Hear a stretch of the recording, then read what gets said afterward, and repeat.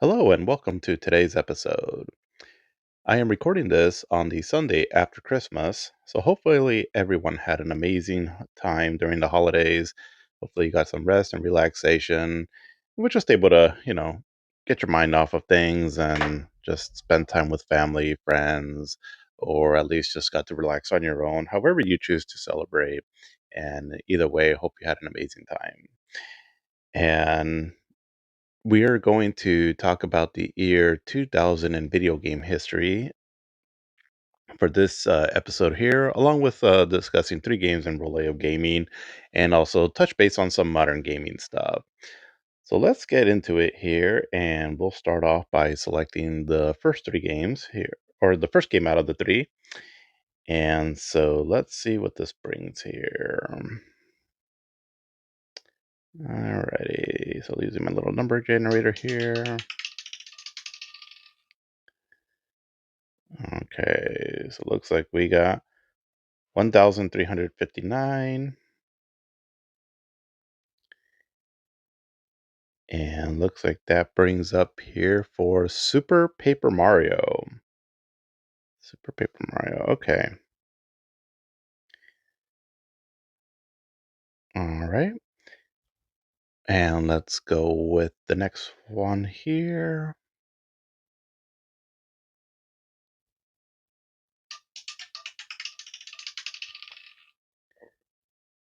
Okay. So this one we got for 1,314. Let's see. This one is Strider. So this one's Strider. So this will be the Strider that came out in. Oh, let's see. This was like kind of like I guess like the reboot that came out 2015 or 14 or so. So okay, cool. Alrighty,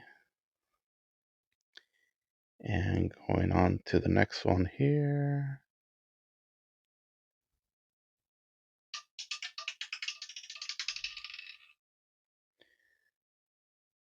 Okay, so that's for 1,091, and that is for okay, Returnal. Okay. Alrighty, perfect.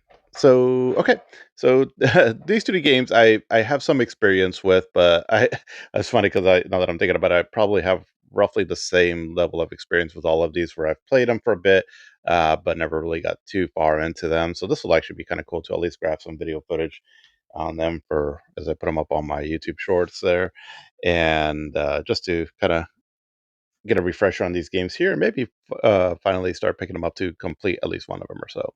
But so Super Paper Mario. So let's see. I'm trying to think about this. I'm pretty sure this is the one that came out on the Wii, because it was the Nintendo. Okay, I think I was confusing it with the Nintendo 64 one because that one's Paper Mario.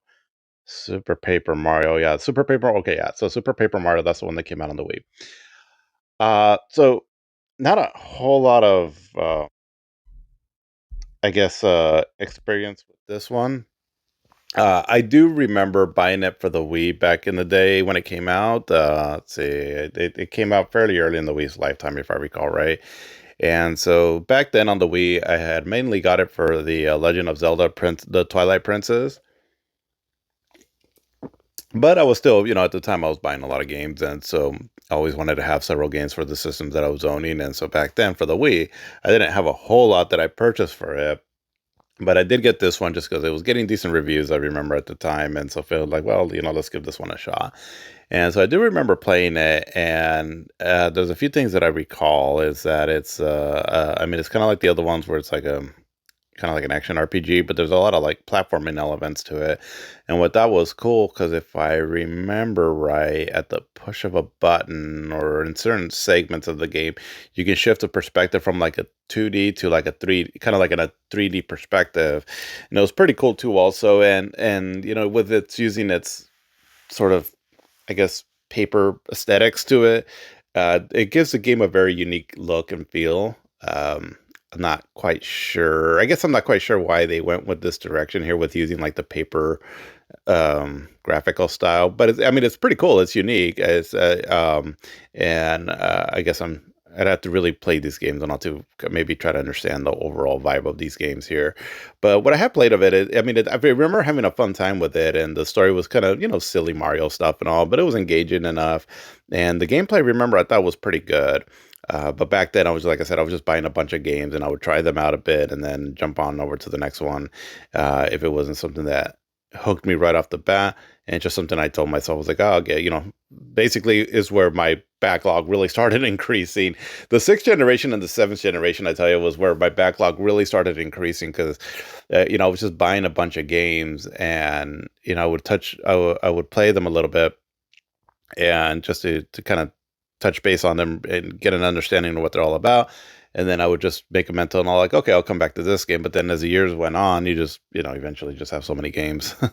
But it's kind of what happened with this one. But I remember having fun with it, and I thought that the graphics were really colorful and all, and definitely seemed like one of the better Wii games at the time. So yeah, I'll be interested in checking out more information on this one here.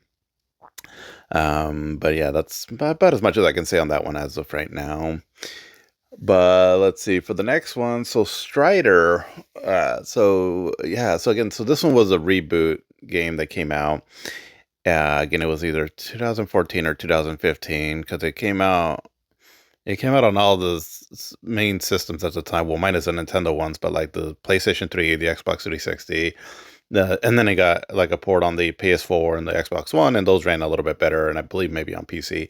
But here's another game too, also where I remember I played it when it came out because I was excited about it. I was like, "Oh, cool, a new Strider game," and then it was like a Metroidvania that like it's like right up my alley, right? And I, I remember playing it, and I remember I liked it. Like I think Strider, the character himself, right? He controls really well. The way he can run through the stages, climb on on the ceiling, the way he unleashes his sword attack and all that, all felt fine. But there was something about it though and all that I remember I wasn't quite hooked on completely, given the genre that I really like and the character and all that. And I want to say I think some of it had to do with that, even though it is like a Metroidvania, the levels felt a little uninspired, if I remember right. And I mean, the graphics are nice and all, and there's some pretty cool bosses, and some of the power ups you get, I guess, are okay. But I just remember I was a little bit bored playing this game, and maybe that's why I didn't complete it all the way through. But I like the game fine enough, like the way it plays. So I don't know. Maybe I'm gonna. This is another one. Like I said, I'm gonna go back to kind of get a refresher as to why maybe I didn't complete it, or maybe find a new appreciation for the game. That happens sometimes where you play a game at one point and you're like, "Ah, I don't know if I'm really into this." Years later, you pick it up again and you're like, "Oh, wait a minute, this is actually kind of cool." So maybe that'll happen with this one here. Um, I believe I have it on the PlayStation 4, so still downloaded. But yeah, but Strider, I mean, it's I've always been a fan of the series. Well, the original one was really good. There was that god awful, the Journey into Darkness Strider Returns game that came out on the Genesis. Also, that one was just horrible. But that one was made by US Gold, I believe, or at least they published it. But then there was Strider 2 that I believe that one came out in the arcade, but I know it came out on the PlayStation 1. And that one was actually pretty good too. I did enjoy that one. That one's kind of like a 2.5D platformer where it has 2D sprites and then 3D backdrops. And then there wasn't really more Strider after that, I believe. Just like cameo appearances and or like if when he would come out in one of the Marvel games, like fighting games. But then or the Marvel like versus Capcom fighting games. But then after that, yeah, as far as I know, he wasn't really like in the main game until the Strider one came out. So yeah, I'll be curious to check this one out. And so then for the last one, Returnal. So kind of the same with this one, where I don't have too much knowledge of it. I mean, I did play it some. So when the game came out on the PlayStation 5, so that was in 2021. And so when I got the PlayStation 5, I got it a few months after release. I was lucky enough to get it. And there wasn't a whole lot for the system, right? That was, made specifically for the PlayStation. And so when this game came out, I saw it was getting a bunch of good reviews, and I was like, well, let's check it out then. And so I got the game, and I remember booting it up, and I liked the feel of the game and the vibe about it, where it's a roguelike, and this is a genre that I'm not too familiar with or good with.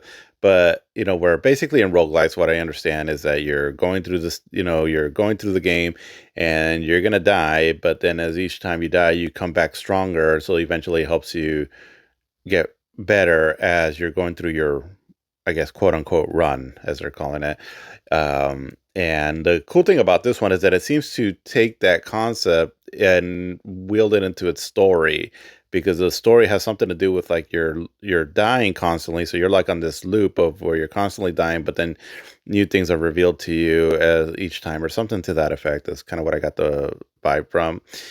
And it seems cool. I mean, I really like the atmosphere to it. It felt very much almost like a Metroid game, actually, and I did dig that. The music was cool, the graphics, the all the particle effects and everything were really beautiful, and so it's a nice looking game. But again, it's just some of these roguelike games kind of confuse me for some reason. I sometimes like roguelike and souls-like games, for some reason they just I like them, like the idea of them. It's just I guess I just need to really sit down and give it a good shot, because at first I'm like, okay, I'm just dying a lot. This is hard, but then I was like, no, but that's part of the purpose of these games, and so maybe one of these days I'll really like maybe sit down and try to play one of these roguelites, like maybe Hades or this one, Returnal, and that I know that are considered to be some of the better ones in this genre. Um, but yeah, but other than that, I don't have too much more experience on this. But I do remember cranking it up on the sound system and thought it sounded really amazing. So yeah, that'll be at least fun to try to capture some footage on this one. But yeah, but that's what I got for these games here. So not a whole lot information that I can provide, but will be exciting to grab some footage again and do a little bit of research as I'm putting them up on my YouTube shorts. So again, if you're new following, anything that I've been doing here is, so I do have a YouTube channel, Arcade Amigo, and so I put.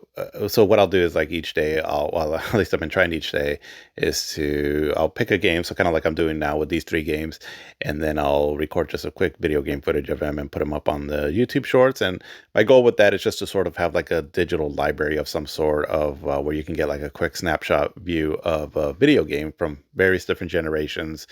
And either I'll do a little mini review if it's a game that I've played, or talk about them a bit, and also the likelihood of maybe what I would think if I would play it again or play the game at some point, to scratch it off the backlog. But yeah, but that's what I got on that there. So let's see. We'll go into kind of modern gaming stuff. And so I had a few things here to go over on this. But funny story though. And so my holiday was pretty good. It was had a good time. We spent time with family and friends, and got Christmas Eve had a half day, and then Christmas Day was off. I worked on Friday, but then have Saturday and Sunday off, which has been pretty nice, as I normally don't get the weekend, the 2 day weekends off. But so I had a great time with family and all that, right? And all, but was a kind of a I was a bit in pain this holiday season. I'm barely starting to feel a little bit better, and because for some reason my neck and my shoulder, I felt like I pulled a muscle or something was off, where basically like my whole back and neck, I felt just like really strained, almost like as if I was in a car accident or something.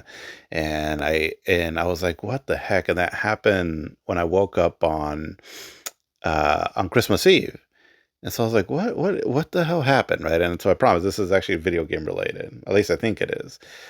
So, so I went to work, I remember on Christmas Eve, and I was just in pain, right? And my neck and my back was just bothering me a lot. So I was, taking medicine and even applying like some of those pain patches and all, which I feel like, I don't know, they don't seem to work for me, at least anyways.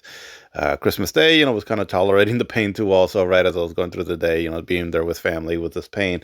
And it wasn't until sometime later, I think it was either that day or maybe on Friday, because I kept thinking about it, like, why, because the pain kept, persisting. I was like, why the hell is my neck and my shoulder like bad like that? I was like, I don't feel like I overslept. Now I have been dealing with a lot of back and neck issues for the past several years, but this was the pain was a bit more extreme, in these past few days. So I was like, "What is it?" So I try to think of like retrace my steps. Like, did I do anything specifically? And all because sometimes you do something, and then a little bit later is when you actually feel the pain. And so I think this is what happened. So on Wednesday, no, so let's see, this would have been on Tuesday, on the 23rd. It was kind of later on at night, and I was sometimes what I'll do is if I try to keep somewhat of a schedule of like if I'm trying to capture video footage for like a project that I'm trying to do later. And so what I had done is that on Wednesday, no, I'm sorry, Tuesday on the 23rd, I had brought out the Nintendo Wii U, and I was gonna just grab some footage on some like Wii U and Wii games that I'm thinking of maybe using some, footage for just recording some quick footage, right? And all for some games that I think I'm going to be talking about later. And also was wanting to check out Metroid Prime 2 Echoes, as I've been going through Metroid Prime 4 Beyond, and I like the game. It's a good game, so I don't want to dog on it too much. But I was kind of missing the Metroid Prime games, and so I had fairly recently beaten Metroid Prime. So I was like, I want to try Metroid Prime 2 Echoes, and the main version that I have to play on that is the one that I have on the Metroid Prime trilogy, which I have downloaded on the Wii U. And so, with that version there, though, you're using it's kind of like backwards compatibility with the Wii version. And so, I'm using the Wiimote. And so when I was there playing, and I didn't play it for that long, I played it for like maybe half an hour. And as I'm started playing it, I was sitting down, and, and so I have the Wiimote in my hand. You're moving the Wiimote to move your cursor around. And I do recall that when I was playing it, I did feel like a slight discomfort on my shoulder. And I was like, "Oh, that's kind of weird." And it's not like I was waggling the controller like a madman. I've known for a while, right? And, with the Wii, you don't have to do like all these crazy movements the way they were advertised in the commercials back then. It's just really simple gestures, right? But even then, I did recall that my right shoulder was hurting a bit, and nothing too crazy, right? And all. But then after a while, I was like, "Oh, okay," and I'm just gonna stop playing this. I grabbed the footage that I needed, but that was it. I didn't think too much of it. And so I was like, "Holy crap, was it because of that my shoulder is like basically feels like it's on fire now, and it feels like I strained the muscle?" So then I started thinking about it. I was like, "You know what? I remember that this was a thing." And so I Googled it, and so sure enough, it's like it was considered like the Wii shoulder or the Wii-itis. And so what it is that if you're moving your hand around and all, that sometimes you can strain your shoulder, or get like the what's it called, like the golfer's elbow and all, and where you can strain your muscles there. And now it seems to be more in cases where you were really swinging the Wiimote around like crazy, because again, you're kind of like you're swinging a tennis racket, and then you didn't stretch, though, right? I mean, you can hurt yourself that way, yeah.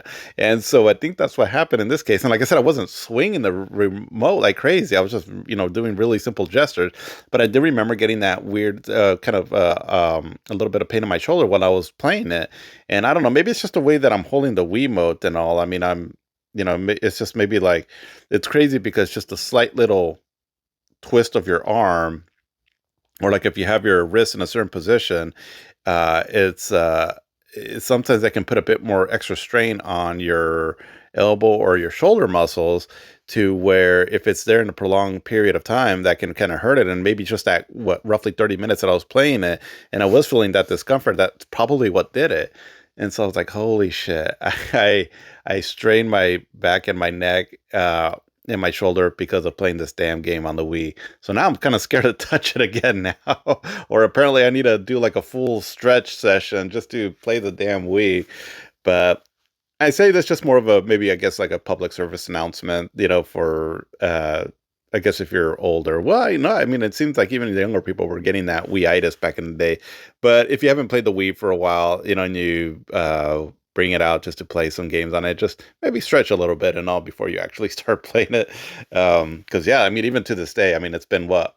I mean, this was on the 23rd, and so when the late at night on the 23rd, so it's almost been a week that I've been feeling like this. So, and it's finally, the pain is finally starting to die down. So just, FYI, to stretch if you decide to play the Wii. But all right, so let's get into actual like modern gaming news stuff here. And so first, probably one of the biggest news that came out this week, and so this is kind of an unfortunate news, but the Vince Zampella, so he passed away this past week, and so I kept seeing this on the news story, and I wasn't quite sure who he was, so I looked it up afterwards, and so he was actually a co-founder of Infinity Ward and also head of Respawn Entertainment. And so basically, he's behind, or at least was one of the leads of, or a CEO of various companies. So again, Infinity Ward and Respawn. And so meaning that he was behind a lot of like major games going back to NBA Jam from way back in the day in 1993 to things like Medal of Honor later on, and also like the Call of Duty games, going back from like, yeah, Call of Duty in 2003, Call of Duty 2. Uh, and looks like he also had a hand in like, well, yeah, well, he was because when he was with Respawn, so Titanfall and the excellent Titanfall 2, Star Wars Jedi Fallen Order, and the Survivor, and then the more modern, or I'm sorry, the Call of Duty Modern Warfare games, and also Apex Legends. Uh, so it's unfortunate he passed away at 55 in a car accident, and I ended up seeing the video of what happened, and so I don't want to speculate too much and all because obviously I didn't know the guy or anything, and so I try to keep this just mainly more about video games. But because he was, I mean, that's a big resume right there to have, and so it's an unfortunate loss. But I saw the video though where he was in a Ferrari and he was driving on some, it looks like there's an area of Los Angeles, and I want to say that I think way back in the day we've driven through there, but it seems like there's like these really windy roads up on a like hill, mountainy kind of area, and they're already known to be a little dangerous to drive through. But he was going like fast, and he like just he was coming. It looks like he was coming out of a tunnel, and then just was drove really fast, and then ended up crashing into like one of the rock walls, and then eventually the Ferrari caught on fire, and there was people that were filming it, and so there was people like rushing towards the car, right, and they're freaking out about it. So I don't know if he was like racing and they were taking videos of it and all. I don't quite know the full story of that, or or if it was an accident, or I don't want to speculate on that, but it was pretty horrific. And so yeah, so hopefully, I mean, well, no, I can't say hopefully, but it's just a sad passing of his, as that's quite the resume he had, and so I'm sure he'll be a loss to the community. Um, but yeah, but just a bit of a bummer of a story to hear that there. But he definitely left a legacy, though, and so we can certainly appreciate at least the games that he left behind, and condolences to his family and friends and all. But let's see. Another story that I want to touch on, so on a bit more lighthearted stuff, is this one's actually kind of funny, and I kind of wish I would have been able to take advantage of this, but looks like Cyberpunk 2077. So they made a bit of an error, and I think this might have been only on the eShop. I'm not quite sure, but so they put the game on a discount, but somehow they messed up though, and because they were only going to reduce the price by like 20-30 bucks or so, I think, but they ended up discounting it for, I think it was like on the eShop for like around, I saw reports that it was like around 17 or $18. And so a lot of people were able to snag up the game at that price. And I was thinking, I was like, because the Cyberpunk, I do have the physical card of that on the Switch too. But every now and then I do like to also have a digital version. And if it's cheap enough. And so for that price, I was like, maybe I might have jumped the gun on it. But, when I found out about the story, they had already basically corrected the error, and they came out with a statement later saying like, yeah, that was our bad. We didn't mean to put the price down that low. But for what was cool though about it though was that for the people that did end up buying it, that they wouldn't get like, their purchase retracted or anything like that. So, for those that were lucky to get in there in time, hey, that's pretty cool. I mean, because 17 or 18 bucks for Cyberpunk 2077, that's quite the steal there. So yeah, lucky to all you that were able to get in on that. Um, but another story that came out too, and so this is kind of a big story that was going around there regarding Claire Obscure. So Claire Obscure kind of swept the Game Awards, a couple of weeks ago, And rightfully so. Clair Obscur is an amazing game. But there's been so much like bad discourse on this game now all of a sudden, and I don't I haven't really gone into all that as to why, and all my understanding, or I guess my thought on it. I could be wrong on this, but it's just when something gets really popular, it's always going to come out with its haters, right? I mean, that's pretty par for the course on pretty much anything. And so my thought, it was just maybe has to do with something like that. And I think that is a part of it. I don't know, for some, the game just might be receiving backlash that people think that it doesn't deserve it and all that. I don't know, like I said, the full extent of it. But one thing though that it was getting a lot of there was some controversy behind it though this past week, was because so there's some kind of a indie game awards that happened sometime here soon. I'm not quite sure where. I wasn't quite aware of these, but basically it's so they do awards for like indie games, and one of their main uh I guess guidelines as to if you're a game that could get nominated is that you're not using any kind of a generative AI. And so, from what I understand, I could be wrong on this, but so the creators of Clair Obscur, they had submitted the game because technically it is an indie game, right? They had submitted the game over for consideration, but then I think they asked part of the things that you have to answer: do you have generative AI in your game? And I think they had responded no, but then somehow later on they found out that it actually does have that there was some usage of generative AI in the game, and so because of that, it was disqualified for it being a consideration for a nominee in one of in their categories. I guess is my understanding of it. And so that caused some controversy, right? And all, as there's a lot of just controversy just in general about like the usage of AI in video games nowadays, just or AI in general, right? As AI is, I mean, there's no stopping it. AI is taking over everything. And so, obviously that is causing a lot of backlash. And because there was also he's like the main dude behind Larium Studios. So they're the guys behind Divinity, I believe, and then also the more recent Baldur's Gate 3, which that game won Game of the Year too in 2023. And so he's also came out saying that yes, they do use AI in their games, or they use it in Baldur's Gate 3, something like that. So that's been causing a lot of controversy, right? Just in general with just the usage of AI in video games. And it's kind of a tricky one, right? Because I mean, AI is here to stay, right? Okay, I had a little interruption there, so I'm trying to think where I left off. But so generative AI in video games, and so yeah, so again, it's been causing a lot of controversy on it. And I mean, again, there's just really no way of getting around it. And it's, I mean, AI. The thing is that it's been used in video games for, I mean, forever basically. And I mean, I don't know. It's kind of a. I think it's because it's such in the limelight now, right? On the usage of AI, again, not just in video games, but just in general, that right now, I think everyone's just kind of scrambling to sort of figure out like what can be accepted, what cannot be accepted, or we're just going to go full blown on AI, and and so I think that's what's getting a lot of pushback on, from people, right, and all, and companies on how they're using AI. I mean, like if you're, and again, I'm just talking out loud, right? And also, I have really no rhyme or reason to what I'm going to say right now.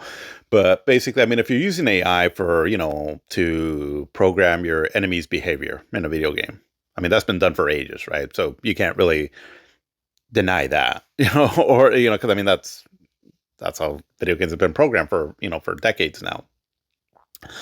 Um, if you're using AI to, I don't know. I don't know anything about video game development, right? So, but I'm just talking out loud again, right? So if you're using AI, say like you have this massive world to create, like an open world game, and you're using AI somehow to sort of generate the more of the landscape, I guess, of this open world. So let's just say, I don't know, you get an artist that he is able to program or draw out, or however that works, right? Like a terrain, and then starts populating it with trees and whatever, right? But then, because you have a lot of real estate to cover, you then use AI to take what you already created, but just expand it out more. I'm just kind of thinking, like, for example, like I said, without knowing anything about video game production, but like if you do something on an Excel sheet, right? So let's say I type in a formula or get some data in there, and then, but I need to copy a lot of that information over to many different entries.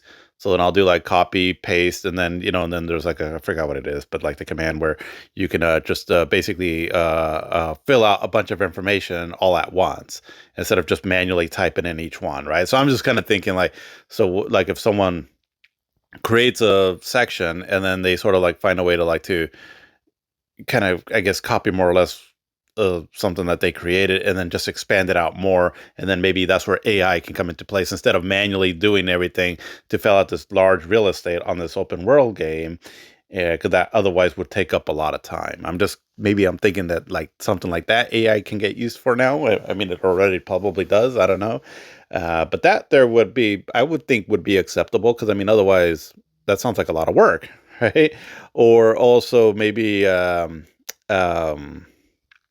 like like syncing the lip syncing in video games, like when people are talking, especially when it's made from different regions, where they have to change over the language and all, but the way the lip sync now, because I guess I haven't really been.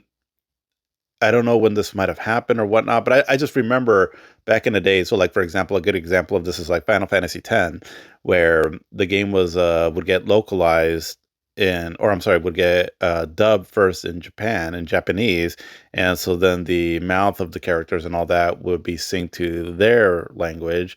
But then when it would get dubbed over in the United States here, the lips would still move. They wouldn't change the animation of the lips because I can only imagine that would take a long time to do that. I'm wondering if like AI gets used for things like that now because that doesn't seem to be a thing anymore. It seems like the lips are or the way the mouth moves and all is corresponding to the language that they're speaking in nowadays. And because games a lot of times get dubbed in various different languages now. So maybe something like if they use AI for that, I don't know. I mean, because that just sounds like very tedious work for someone to program. Um, yeah, so that would be my assumption of like maybe another thing that people can use AI on. But I think the concern though is more where generative AI, and again, I'm not, I haven't really looked up too much like what exactly that is and all, but my understanding is that it's like, so like if I get because I've messed around a little bit with it, where actually the way I made the logo to my to my page, I did use a bit of AI where what I did was just I took a picture of myself just holding up like this to these controllers, and then I just I put it into the Google AI thing and just had it add like an anime aesthetic to it. And then the backdrop that I did also was I just kind of tried to do it like to make it look like a Sega Genesis cart. And so then that's what it came out with, right? With if you go on my YouTube page, that's the logo that I have there. So I guess I guess my understanding, maybe that's generative AI. I could be wrong, but basically where it more or less generated an image, I just put in some commands as to what I wanted to do, and then it generated that image. And then after filtering through a lot of the different options that it gave me, I finally settled on one. So if AI was being used like that, like I don't know, like okay, we want to create like a sci-fi game, instead of just coming up with something from your imagination that you drew or you created manually by hand on your own, you just type in a few commands and then have AI generate it and then use that.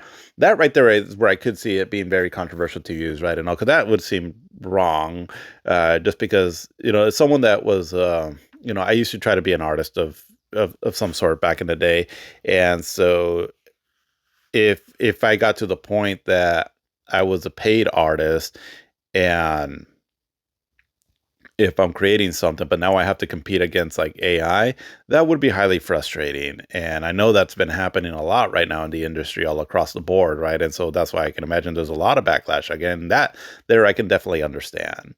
And I think that we're kind of in a point where AI has been already used, but now we can use it even in more scenarios. And so is the temptation going to be a lot too much there for a lot of the developers, right? And all to not use it because nowadays, again, a lot of companies are on a time crunch, money wise and all that, and also the time that it takes to develop a lot of these games. That maybe just using AI like this can speed up a lot of the process, and so I can imagine it would be very tempting to use it for that. I don't know if that's what's going on behind the scenes or not. I'm just sort of speculating, but if that were the case, and I can imagine why there is a lot of that backlash going on against AI. And so it seems like that's kind of what Cyberpunk and I'm sorry, not Cyberpunk, but Claire Obscure getting disqualified from those awards, and then also that comment that Larian Studios boss said that kind of caused a lot of discourse online. And I mean, it's one of those things where we're just gonna have to continue to see what ends up happening. And I mean, all I can say is, I mean, it's, the world is heading in a different direction and all, with all this use of AI and all. But I still feel like art created by the hands of human and all is still a beautiful thing that shouldn't be discarded. And so one way to push back on it, I guess, would be just, to support actual artists, right? In whatever form, whether if it's local artists, right? Um, Video game projects that you support and all that, that they're, being more, I guess, handcrafted, like indie projects and whatnot. Things like that, right? And all, because I would hate to live in a world where everything is just AI generated and we're not supporting actual artists that come from their actual imagination and all, because that is a very hard thing to do. And again, I used to try to write stories and draw things and all, and I would try to create my own worlds and all, and nothing I ever created ever went anywhere. But for example, like I've talked about that Last City story that I wrote before, that was there was a video game that came out called Neon Inferno that I felt like it had a lot of the same ideas that I had back then. And so, I just to, and ultimately my actual story that I wrote, in all honesty, it's probably, I'd have to go back and read it, but, cause I don't even know if I still have a copy of it somewhere, but, it'd probably be a little cheesy now, right? I wrote that like, God, over 20 years ago or so, but, but the fact, but again, it was something that I created, something that came from my imagination and all. And while I was writing it, it gave me a lot of, you know, uh, being creative. And it's funny, my brother actually sent me a podcast on this fairly recently that kind of touched on this here. And so that's why this is kind of perfect timing, because this is somewhat fresh in my mind. But being creative and expressing yourself in an artistic way and all, whatever that form might take, like if you're drawing something, if you're creating music, if you're a content creator. So as I'm dabbling here with trying to do content creator, right, it is a form of like creativity. If you're making movies, or or even if you're coming up with a business plan, or so, all of that takes a level of imagination and creativity, and that is coming uniquely from you as an individual. You are putting out into this earth what is a part of you, and that is what makes humans very unique, is that we all have different backgrounds, very different tastes and things like that. And so when you put something out into the world of something that you created, you're putting your unique stamp onto it, almost like putting your own DNA out there into the world that people can appreciate to some extent, right? Whatever it is that you're creating. And that there is it is a very fulfilling thing. And so, like, for example, this right here that I'm doing, I'm not getting paid to do this. There's nothing, I do this really just for my own sake. I mean, I just want to provide some information, right? And all, just my experience with video games and all, because I've always been very passionate about it and all that. And it's just kind of a way for me to create something. Again, I'm talking about, like, many years ago and all, I did want to be a video game programmer. I did want to write stories and things like that, right? Never went anywhere and all, but this at least gives me a bit of an outlet to be creative, because it has been very therapeutic. And it I guess it's just sort of like leaving some kind of a mark of myself out into the world. And it's like I said, it gives me a sense of peace almost. And I can imagine that's the same for pretty much, I mean, every human, I believe, has a capability of creating something, whatever it might be, right? Again, from a variety of different things. And the thought of just all of that going away, because of AI, where instead of actually, sure, you're coming up with the thoughts of like the commands that you're giving AI, but then AI is generating everything there. And so then, I mean, at that point, there's some things that I've seen like that AI has created that is actually pretty impressive, right? I mean, I won't lie. Like, there's just things I'm like, oh, wow, that actually is a pretty cool concept on something, right? But I still feel like there's a certain soullessness to it also, that it just doesn't quite have that human touch to it. And I mean, I don't know, maybe in the years to come, because AI is getting freakishly like more realistic or really good at, generating whatever it is that you're trying to generate. Like where just a few years ago, there was always like little errors, mistakes here and there and all. But now, I mean, some of the stuff that I've seen is getting really good, where it's almost hard to distinguish from real life. And that was just like in the time span of a very short time frame that we've made these leaps here. So what's going to happen in, another year from now, 2 years from now, how good is it going to get? Because it seems like it's only improving, especially with all the money that's being thrown into it, with a lot of these corporations and all, right, really putting a lot of investment into AI. And so it is a scary thought. So all that to say is that, again, that is why a lot of people are freaking out on this here, and it's understandable.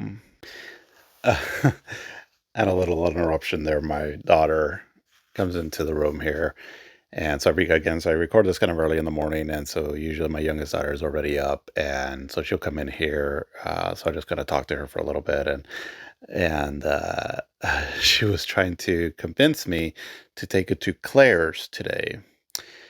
Um, yeah, I don't know about that, but Claire's is it's like a, if you don't know, it's like a store where they have like just like a little like bunch of doodads and all like necklaces, and I think like um just a lot of like accessory kind of items and all, and so she loves going there.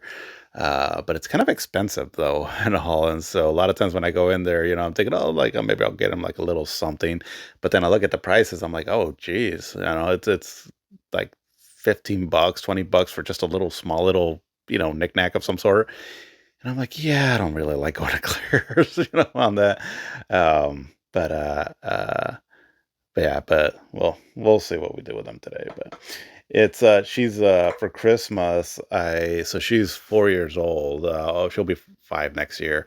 But I get her a controller for the PlayStation 5, as sometimes when she watches her sister play, like they love Astrobot right now. That's like their main thing that they really love. And so she's been kind of wanting to play. So, but I was like, she's a little young. I don't really know if I trust her with one of my like DualSense controllers. And so for Christmas I got her own little controller. It's like a third party pink controller that I got her. That was, much cheaper than the actual PlayStation 5 controller.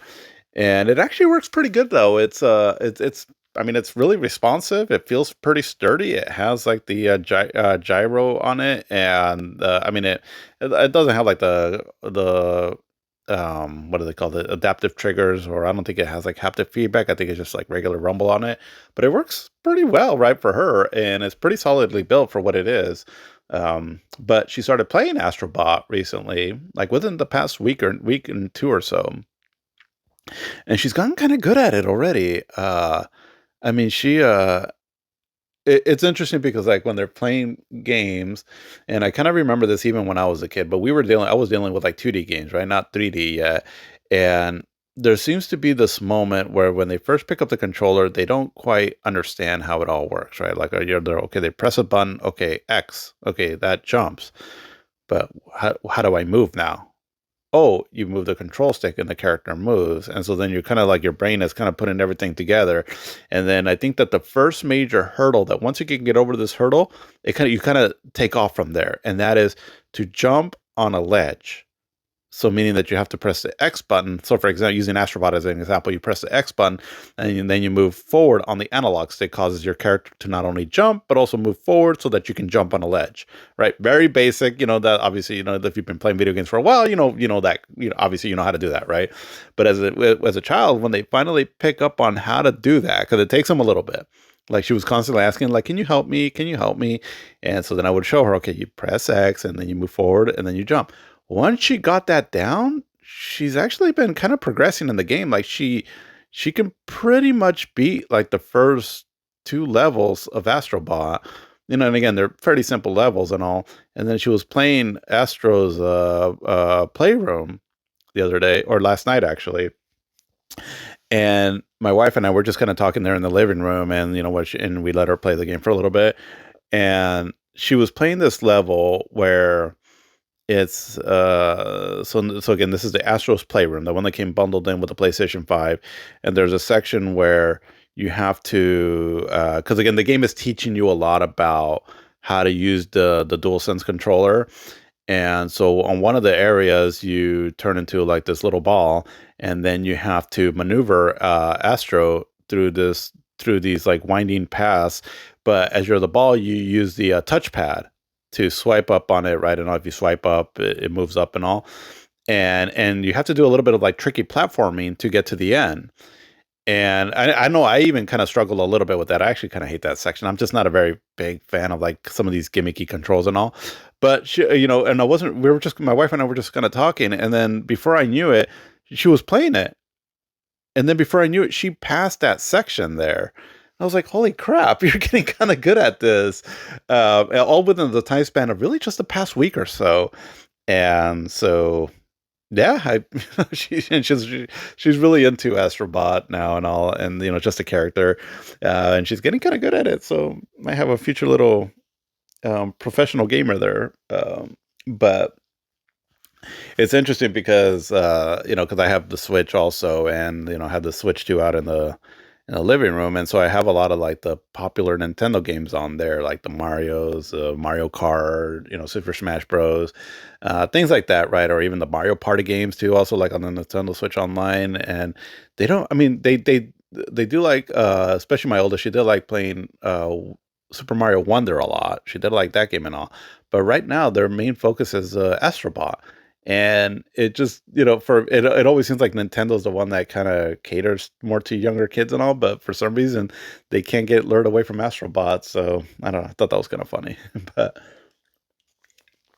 yeah, that's probably the game that we have the most gameplay in nowadays is Astrobot. Just they play it a lot, and my older, she's actually gotten pretty good at it too. Also, she can beat like some of the time trial stages now, where you have like um there's like these two birds that are going along with you and all, and you try to beat the two birds. She can beat some of those, and actually getting there before the birds do. And also, yeah, kids just really pick up on that stuff quicker nowadays, it seems. But yeah, but let's see. So yeah, I think that's kind of all I wanted to say though about the whole thing of AI. It's interesting times we're living in. And so I guess we're just gonna see what keeps happening from here on out. We'll see, with everything going on too, also with the RAM shortages and all because of AI. Next year, there's a lot of speculation and all that the industry could be having some kind of a crash because it is very concerning, right? And all with just all these RAMs being taken up and what the prices of video game consoles are going to be like. It's very heavily speculated that the Switch 2 is going to increase in price too. I don't know. I mean, I hate to be like kind of doom and gloom, and I really don't want to do that too much and all. I just kind of try to look at things more realistically. But looking at it realistically, something could break next year, right? Because of all that, and it's the world just really jumped on to this whole AI thing. And I always quote I like quoting the movie from Jurassic Park where Goldblum, yeah, Jeff Goldblum, his character, where he says, you guys were so busy thinking if you could, where you never stopped and asked yourself if you should. And that's one of the things that I think a lot about AI. And again, I'm kind of old fashioned. I'm old school. I'm 45 years old now, and so I've been a bit here on this planet. And so I've always thought that the use of AI like that and all, it's just it could spell a lot of bad things for a lot of different reasons. And part of it didn't help that I grew up and really liking the movie Terminator, and just always had this bad image of what Skynet could be, right? Like if something like that could come to life for real. And not, I don't, think about it too much. Like, all of a sudden we're gonna get a bunch of robots coming after us. But I do think a lot about it and all, as far as like, for example, like what just I just talked about, right? Like, AI taking jobs of, not just creative people, but just in general, or just that we depend on it too much, where it starts taking our purpose away from, because when you work, there's purpose in that. When you create something from your own mind and all, there's purpose in that. And so I guess my main concern on that is just the overall mental health of, as a human race, right? What that can do to us, along with other things too, also, like, even physical health and, things like that. Um, but it's a new era we're entering into. And I mean, all we can do at the end of the day and all is just, continue doing what you know how to do, being a righteous person as much as you can, and taking care of your family, and, trying to put something out into the world that's positive energy. And all of that, it will never change. At least it should never change. And regardless of what the world throws at us, I still feel that that right there will help us get through any hardship of whatever may come in the future. But anyways, that kind of went on for a little bit, but yeah. But another story that I saw here, and this actually I just saw yesterday, and I just thought I'd bring it up just because it looks like this individual, she was responsible for one of my favorite games of all time, and I didn't know. But the story I read was that, so Kaori Tanaka, or goes by the pen name Soraya Saga. So it looks like she was a writer for Xenogears and also Xenosaga. So I don't know if she was the only writer, or she was part of a team of writers. I'm not sure. But it looks like she had announced to her fans that she was retiring.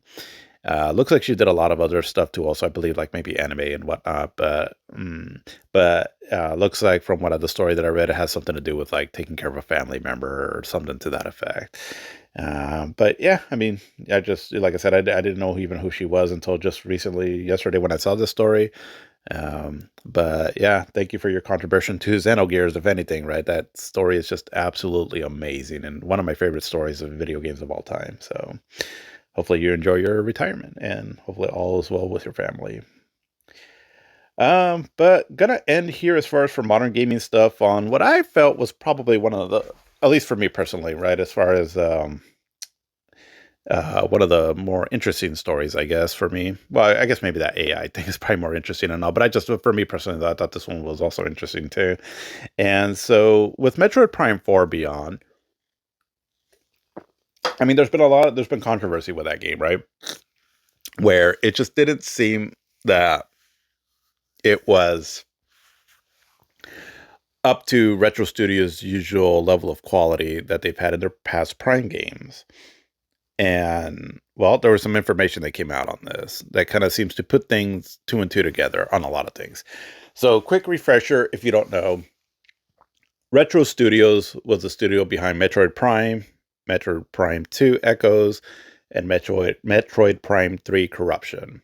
So the original Metroid Prime came out on the GameCube along with Metroid Prime 2 Echoes, and then Metroid Prime 3 came out on the Nintendo Wii, and then there was a Metroid Prime trilogy, which included a bundle of all of those three, but added motion controls to Metroid Prime and Metroid Prime 2 Echoes.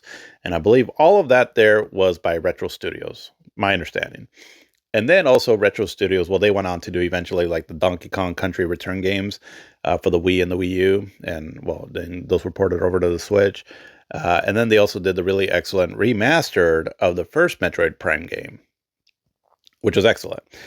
So overall, they have a really good resume, right? And especially with like the Metroid Prime games, they seem to have a really good understanding of what works within that game, given the history of that namesake, right, of Metroid, that it's a Metroidvania kind of game, right, where you get your interlocking levels and all, and a lot of exploration and all that. So then when Metroid Prime 4 was announced back in 2017 or 18 or so some years ago, and when it was announced, they also had announced that it was being developed by Bandai Namco, which seemed a bit odd, as people were just assuming, right, that it was going to be Retro Studios. Or I don't know if they first announced that it was being developed by Bandai Namco, or if they made that announcement 2 years afterwards when they canceled the project, or with them, anyways, right? Because I remember I was a bit surprised at that time, and I was like, "Oh, Bandai Namco was developing that," but then they scrapped that version, and then they gave it back to Retro Studios to basically take over. And then flash forward till the end of 2025, the game finally released, right? So there was a good stretch of like 7 or 8 years or so where they had announced, from the time that they had announced the game until it finally came out. And then it comes out, and while it's not a whole, I did a recent ranking of my favorite games of this year, and I put it at number 9. And I like the game. I mean, it's not a bad game. It's there's a lot of good stuff there, but there's also a lot there that just doesn't feel like a Metroid game. And sure, a series sometimes needs to evolve and things like that, but there's just sometimes where you can tell that something was sort of Frankenstein together. Um, like I notice this a lot in movies now, and where sometimes they'll do like reshoots and all, or sometimes they'll get a different director involved, and everything just kind of feels sort of stitched together but not like a really cohesive project. And that's kind of what Metroid Prime 4 felt like, because I was like, I like it, but something seems off on it. And my main gripe with that game, it was um the like the NPCs, I can take them or leave them, honestly. I mean, I guess I'd rather not have them, but for me, that wasn't like a big bad thing about the game for me. The desert, I mean, it is what it is. It's if anything, I mean, it kind of added to the atmosphere, again, that kind of loneliness and all, right? Because you're going through the desert, it's very lonely. It's You got like this weird sort of howling sound effect that kind of almost plays like a tune in the background, which sort of added to the atmosphere also. So I didn't mind that too much. I haven't beaten the game all the way yet, but I'm pretty far into it. And so I'm at the point basically where I need to really start grinding for these green crystals. I've gotten a decent amount just because I had read that you want to try to do this early on and not just wait until the end.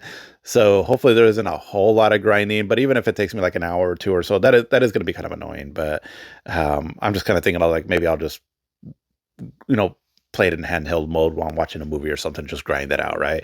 Again, not something I'm praising, but just like whatever.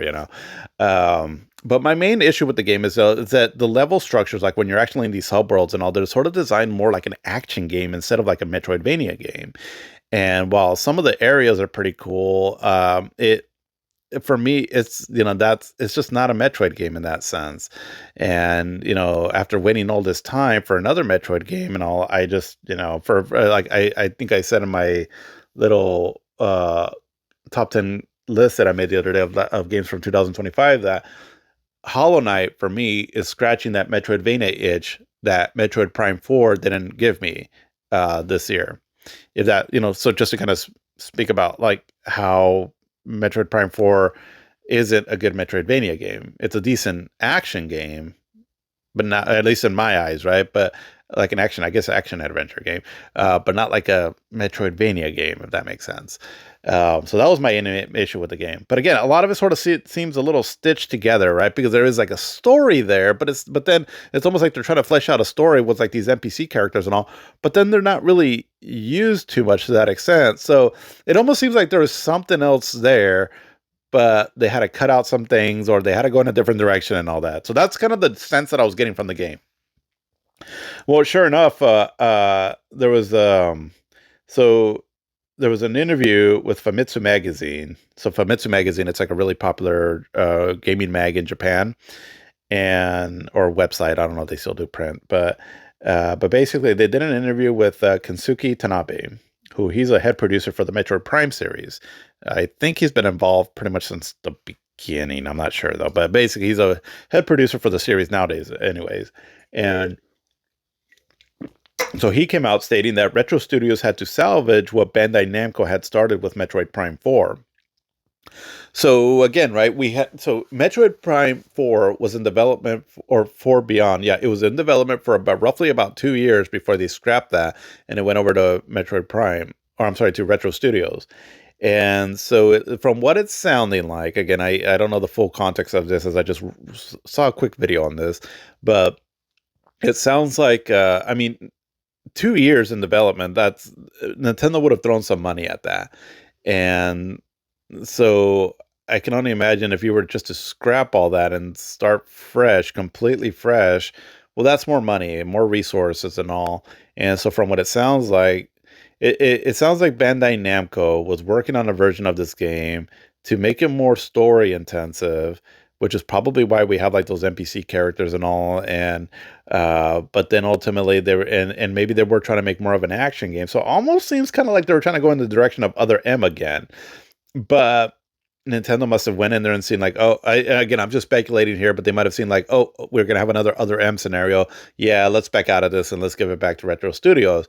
But they still had to use the framework more or less of what Bandai Namco had started, and so why maybe there's like these NPCs that are kind of half-assed used. Because again, there was maybe like a more full-blown story that they were trying to do, but they kind of scrapped that, but kept elements of it from what Bandai Namco had already worked on, and maybe why the level designs and all are just feel more like an action game as opposed to like a Metroidvania, because maybe that's the direction that Bandai Namco was going. I don't know for sure. I just know that when I think of Bandai Namco doing a game like this, I mean, my first thought is going to be, I mean, I know mainly Bandai Namco for mainly like the Tekken games or also like anime inspired games. And so my first thought is going to be, well, I'm going to think that this is going to be more like action oriented. And again, that's a speculation, but I'm thinking maybe that's what happened. And so Retro Studios just sort of had to go in there and do the best that they could to kind of clean everything up to make it more like an actual Metroidvania game. But if they had to keep the framework of what was already established, because again, you can't scrap everything, and start fresh, because that would have been just more money. I'm guessing something along the lines of that is what happened. I'd be really curious to see what's that one channel where it's what happened. What's the guy's name? Matt McMuscles, I think. I love watching that show just because I'm always curious to see like, yeah, what happened was the certain consoles or games that sort of flopped, and then you hear like, oh, this is what happened. He kind of goes into kind of a deep dive on the behind the scene things that happen. So I'm really wanting to see more of this story here, because it's it's just unfortunate. I don't want to say unfortunate. Again, it's not a horrible game, but if that's the case, if that's really what happened, I mean, kudos to Retro Studios for doing the best that they could, I guess. But I guess I'm curious to see how much were they restricted, how much liberty they were given to do their own thing, how much did they use from what Bandai Namco had already started, all of that, right? I would love to hear all of that there, because given the end product that we got, again, it's not horrible, but it's just not Metroid for me. Um, but yeah, I just thought that was interesting there and wanted to touch base on some of that there. But that's what I got for modern gaming stuff there. So let's jump over here now to talking about the year 2000 and what that brought for video games. So 2000 was an interesting year, just to kind of touch base on this a little bit here before I start getting into some of the stats and whatnot. So 2000 was, we were in the new millennium and entering into a new phase of video games too, where we had just had the release of a sixth generation system, but there was something looming, something larger looming in the background. And that would just completely change the industry later. And video game really, this is the start of when video games really started to change. And I always kind of look at it like, it's kind of a weird analogy, but video games kind of started losing their innocence. And what I mean by that is that a lot of the companies that had been successful before, like Atari and then Nintendo and then Sega, they were starting to get phased out in a way and making room for companies like Sony and then eventually Microsoft. Now, Microsoft comes into the picture later, but some of the things that they were starting to build started taking fruit here in this year. And what I mean by that is that companies like Atari, Sega, and Nintendo, they were mainly built for just video games specifically. That is what their business was. where companies like Sony and Microsoft, they're electronic or computer companies that got involved into gaming. And so because of that, this is where gaming started to become really mainstream, but it kind of came at the cost of some things, and where now you're getting these large corporations involved in video games. And so I mean, I don't want to talk too bad about it now, just because we had already had the PlayStation, right? So the PlayStation was already on. They had a lot of success in the '90s, and there was a lot of amazing experiences on the PlayStation. Um, but there was just a certain. It felt like this is kind of the start of where we started heading down to where we're at right now. I think it took a while until we really started seeing the negative effects of that. Because again, the systems that are going to come out in the sixth generation and going forward for many years gave us a lot of amazing experiences. But it also started leading us down the path, I believe, of like things like and again, I'm just sort of speculating here and all, but like things like eventually like DLC and all that, where basically every company's going to want to make money, right? And Nintendo and Sega might have already done, would have started doing this already, probably, like things like microtransactions and all, had they been the companies that have been stuck it around. But I felt like because we got these larger companies involved, it sort of started losing some of that innocence that video game had, and all, where it was made by, like by gamers for gamers. And, I don't know. It just felt like we lost something during this time frame. But but again, the negative effects of that would have, I feel like, started appearing in later years, and I'll touch more on that as we get into the more modern years. Uh, but at least at this time, though, it was exciting because they did bring a lot of cool stuff, right? Like we're going to talk about the PlayStation 2, and the PlayStation 2 was just an absolute juggernaut, and that changed a lot of things. But we lost, Sega, the Dreamcast, right, was their last system. And again, we're gonna not go into that too deep into it as far as what happened to them this year. But and we didn't lose Nintendo, obviously, but Nintendo also had to go a different direction this millennium, at the start of this decade or millennium or whatever. And again, it was all because of a lot of the changes that were happening in the industry, specific, mainly pushed by Sony and eventually Microsoft. And so this year in 2000 was like, I guess you can say, the calm before the storm that happened in later years with all this. And so because of that, when I think of the year 2000 in video games, my initial thought was like, yeah, there was some cool stuff that came out, but nothing too, you know, it wasn't like one of the better years in gaming for me.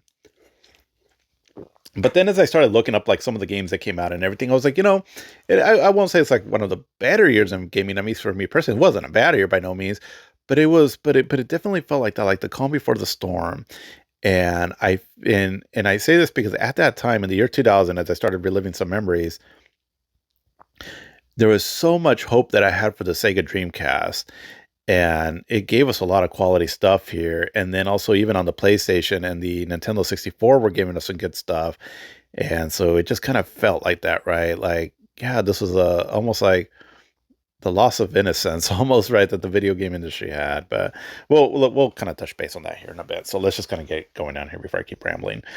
But so the year 2000 saw the release of numerous video games as well as the launch of the PlayStation 2. Critically acclaimed games originally released in 2000 include sequels such as Madden NFL 2001, NBA Live 2001, NBA 2K1, WWF SmackDown 2, Know Your Role, Baldur's Gate 2, Diablo 2, Dragon Quest 7, Final Fantasy 9, Metal Gear Ghost Babel, NFL 2K1, Resident Evil Code Veronica, Spyro Hero the Dragon, The Legend of Zelda Majora's Mask, and Tony Hawk's Pro Skater 2, along with new intellectual properties such as Deus Ex, Hitman, Jet Set Radio, Perfect Dark, Skies of Arcadia, The Sims, SSX, Vagrant Story, and Sin and Punishment. The year's best-selling home video games worldwide were Pokemon games for the third year in a row since 1998, while the highest-grossing arcade game in Japan was Virtual Striker 2. So for hardware releases, so the PlayStation 2 launched in Japan on March 4th. Looks like there was also the release of the PS1 console, which is, well, the first PlayStation, but it was like a slimmer version of it. And then October 26th, the PlayStation 2 launched here in North America. It launched in in Europe on November 24th, and then in Australia on November 30th. And then on December 9th was the release of the WonderSwan Color handheld in Japan. And looks like the Sega Naomi 2 arcade board apparently came out sometime this year. It just is unknown for the release date. But for Game of the Year awards, so this one was a little split as far as what was considered Game of the Year. Actually, yeah, there's a lot of different entries here. But looks like so I'm just going to go over some of these here because yeah, they're kind of all over the place. But like sites like IGN and GameSpot gave it to Chrono Cross. IGN and BAFTA Interactive Awards gave it to Deus Ex, along with Electronic Playground and GameSpy. Gaming Monthly, Golden Satellite Awards, and Electronic Playground also gave it to Final Fantasy IX. But then also shows that there was the Legend of Zelda Majora's Mask also, and then also The Sims, and also Tony Hawk's Pro Skater 2 are some of the magazines here and all that or some of the games that it seems to be that were selected for Game of the Year throughout this year. My personal favorite for this year would have been Final Fantasy IX, I'm pretty sure. But let's see.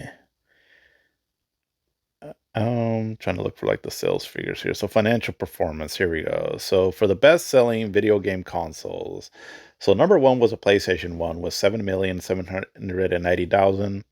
Number two was a Nintendo Game Boy and Game Boy Color was 18,860,000. And let's see, the number three for the Sony PlayStation 2, so that would have been at 6,400,000. Number four was a Nintendo 64 was 2,850,000. Number five was the Sega Dreamcast was 2,279,000. Number six was the Bandai WonderSwan with 1,400,000. Number seven was Nintendo's Super Nintendo with 90,000. And number eight was the Sega Genesis with 54,000. And number nine was a Nintendo with an entertainment system with 50,000. And number 10 was the Sega Saturn with 810. Now those are units sold there.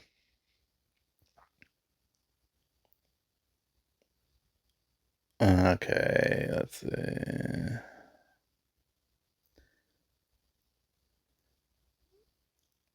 So I will go over here. I think what I'm going to do on these here, because some of these are kind of all over the place. So I think I'm just going to try to stick when I'm talking about like the sales figures for the units or console sold. I'll do that for like worldwide, but for like highest grossing video games, I'll try to stick with like mainly United States here. As that's just what I'm more familiar with. And now these are in dollar value, but looks like number one was the Pokemon Gold and Silver for the Game Boy Color, which was at 200 million. Pokemon Red, Blue, and Yellow with 170 million. Tony Hawk's Pro Skater for the PlayStation 1 and Nintendo 64, so it looks like total combined was 160 million. Tony Hawk's Pro Skater 2 for the PlayStation 1 and Dreamcast was at 140 million. Pokemon Stadium for the Nintendo 64 with 183 million. Number 6 was Madden NFL 2001 for the PlayStation 2 and PlayStation 1 for 124 million. And number 7 for the PC was The Sims was 92,706,000. And number 8, The Legend of Zelda Majora's Mask with 130 million. And number 9, Gran Turismo 2 with 68 million. And number 10, Final Fantasy IX was 71 million. Let's see.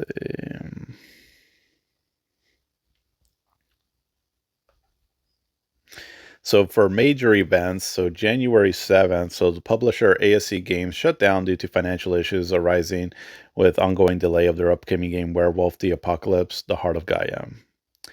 Also in January, Digital Illusion CE acquires Refraction Games and 90% of Synergex Interactive. February 4th, first annual Dreamcast Championships featuring the game Sonic Adventure. And also in February, Electronic Arts acquired DreamWorks Interactive, the games division of DreamWorks SKG, becoming EA Los Angeles. In March, Game Networks host the second annual Independent Games Festival. April 14th has Reuters reports that the PlayStation 2 console would have export controls placed on it by the Trade Ministry of Japan, as PlayStation 2 is sophisticated enough for military applications. I do remember that. Um, yeah, because I remember there was some concern that certain groups might get a hold of PlayStation 2s and use them for, well, like they're saying they're for military purposes, basically. So yeah, I do recall something like that. Um, so, because I kind of remember like that was almost being like almost like a selling point on the PlayStation 2. Like, look how powerful our system is, right? Even though it can even run military operations. Um, but April also, so Nintendo sells its 100 millionth Game Boy and Game Boy Color handheld game console.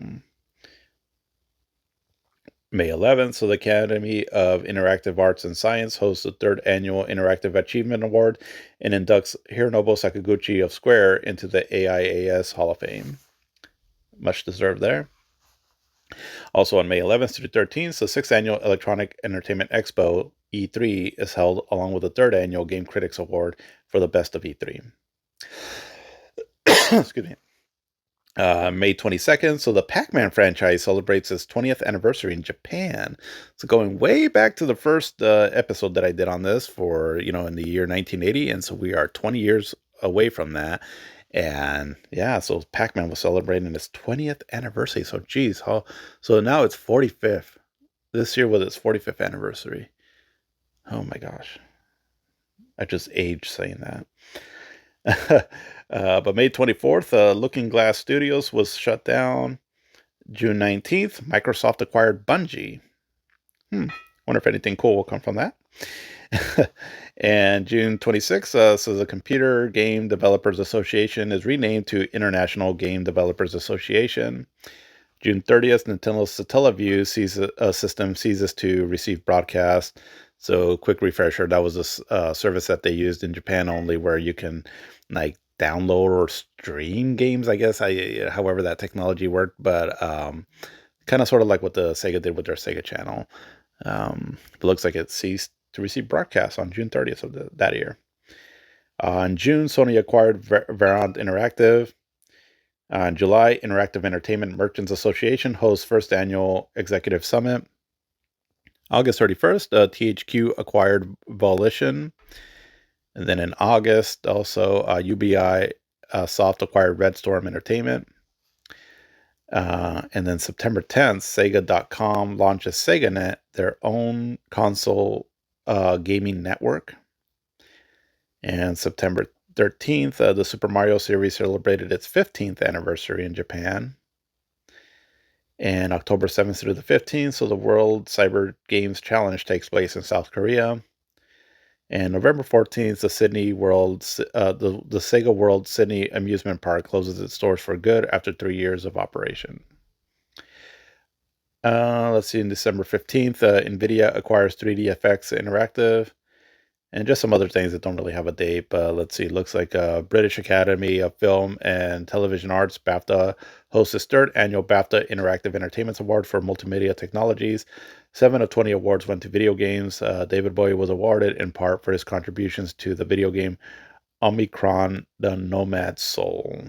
I didn't know he had a hand in that. Mattel sells the learning company to Gora's Technology Group. And let's see, and then all of Sega's internal consumer research and development divisions become individual developer companies. Oh, interesting. And 216 Productions was formed, and PopCan Games was formed, and also Yeti Interactive was formed, and also Team Liquid was formed. But all right, let's start getting now into the actual games themselves here. So the PlayStation was Well, this is going to be the last year for the PlayStation as far as where it was the only console for that Sony had. Because again, they released the PlayStation 2 in what I say earlier, March of this year in 2000, and then later on in October in 2000 in North America. But it still had a lot of great games though on it, and probably one of the more popular ones that came out this year that just had a lot of universal appeal was Tony Hawk's Pro Skater 2. And so the previous one that I talked about last year for the first Tony Hawk game really set a standard for like these kind of extreme sports games that it wasn't just more for a niche audience, but just where it just gamers across the board can get into. And this one here just basically was that perfect sequel of, bigger, badder, better, just better all around. And it sold really well, had a lot of mass appeal, was even got to the point where for some publication there was the game of the year for 2000, and just a really fun game to play. And a lot of it was just the introduction of just a very basic mechanic. And was it I forgot what was the mechanic that they added. It was it the reverb or the manual? I forgot. But basically, it really changed added so much more. A simple little trick, right, that can prolong like a lot of the tricks that you do and all, and just made it just that much more faster and fluid and all, and just an excellent game across the board, and was just a big seller for the PlayStation. And the Dreamcast also got a version of it too, where it just had like more cleaned up graphics, but yeah, just a very fun game, and it started putting the Tony Hawk games on the map as like just some of the better video games ever of all time. I mean, they were that good. They're just so damn fun to play, and you get another round of like a lot of like using the likeness of a lot of skaters at the time. So not just Tony Hawk, but some of the other ones that were popular during that time, and also to a really great licensed soundtrack as well. And so all that together, right, just made for an amazing game. And yeah, definitely, it's just such a fun game to play. It really is. And it has a perfect pick and play nature because the way the game kind of gives you like a time limit of, I believe, like 2 minutes for you to, go into an area and then try to either knock out as many points as you can by doing tricks or just obtaining certain items or completing certain objectives and all.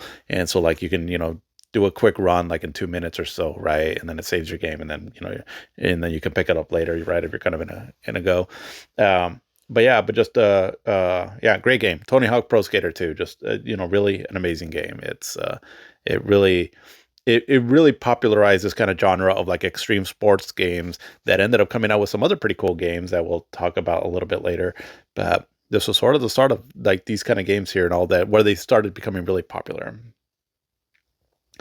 But also from, I believe, anyways, so the developer of Tony Hawk's Pro Skater 2 was Neversoft, I believe. And I think they did the Spider-Man game too also on the PlayStation. I might be wrong on that, but and let's see. But no, yeah, I think it was. But well, either way. But yeah, but Spider-Man on the PlayStation. So this is a pretty fun game. And I mean, it was limited in scope as, the draw distance on it is pretty bad as, I mean, it's limited to the PlayStation hardware as you're, swinging around the cities, but it's still pretty fun. The swinging mechanic is pretty cool, and it has a decent little Spider-Man story. And so a lot of like Marvel goodness into it, if you want to geek out on that kind of stuff. And just it is it's a pretty fun game for what it is. And so, again, hasn't aged the best and all, but it's still a lot of fun though. As long as you don't compare it too much to like the more recent ones. Um, but we also got Medal of Honor Underground. And so I think I missed talking about the original Medal of Honor game that came out on the PlayStation either the year prior or 2 years ago. And so Medal of Honor, these games so they're like first person shooters, but they were trying to do like this more realistic kind of military shooter based in World War II. And so these games started becoming popular because they were not it's not like they're games based off of the Saving Private Ryan movie, but it seems like they were inspired by it. And because I want to say that I think is it DreamWorks or what I think is involved in the making of this game.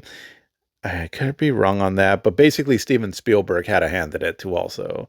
So, he's the director of that amazing movie, Saving Private Ryan.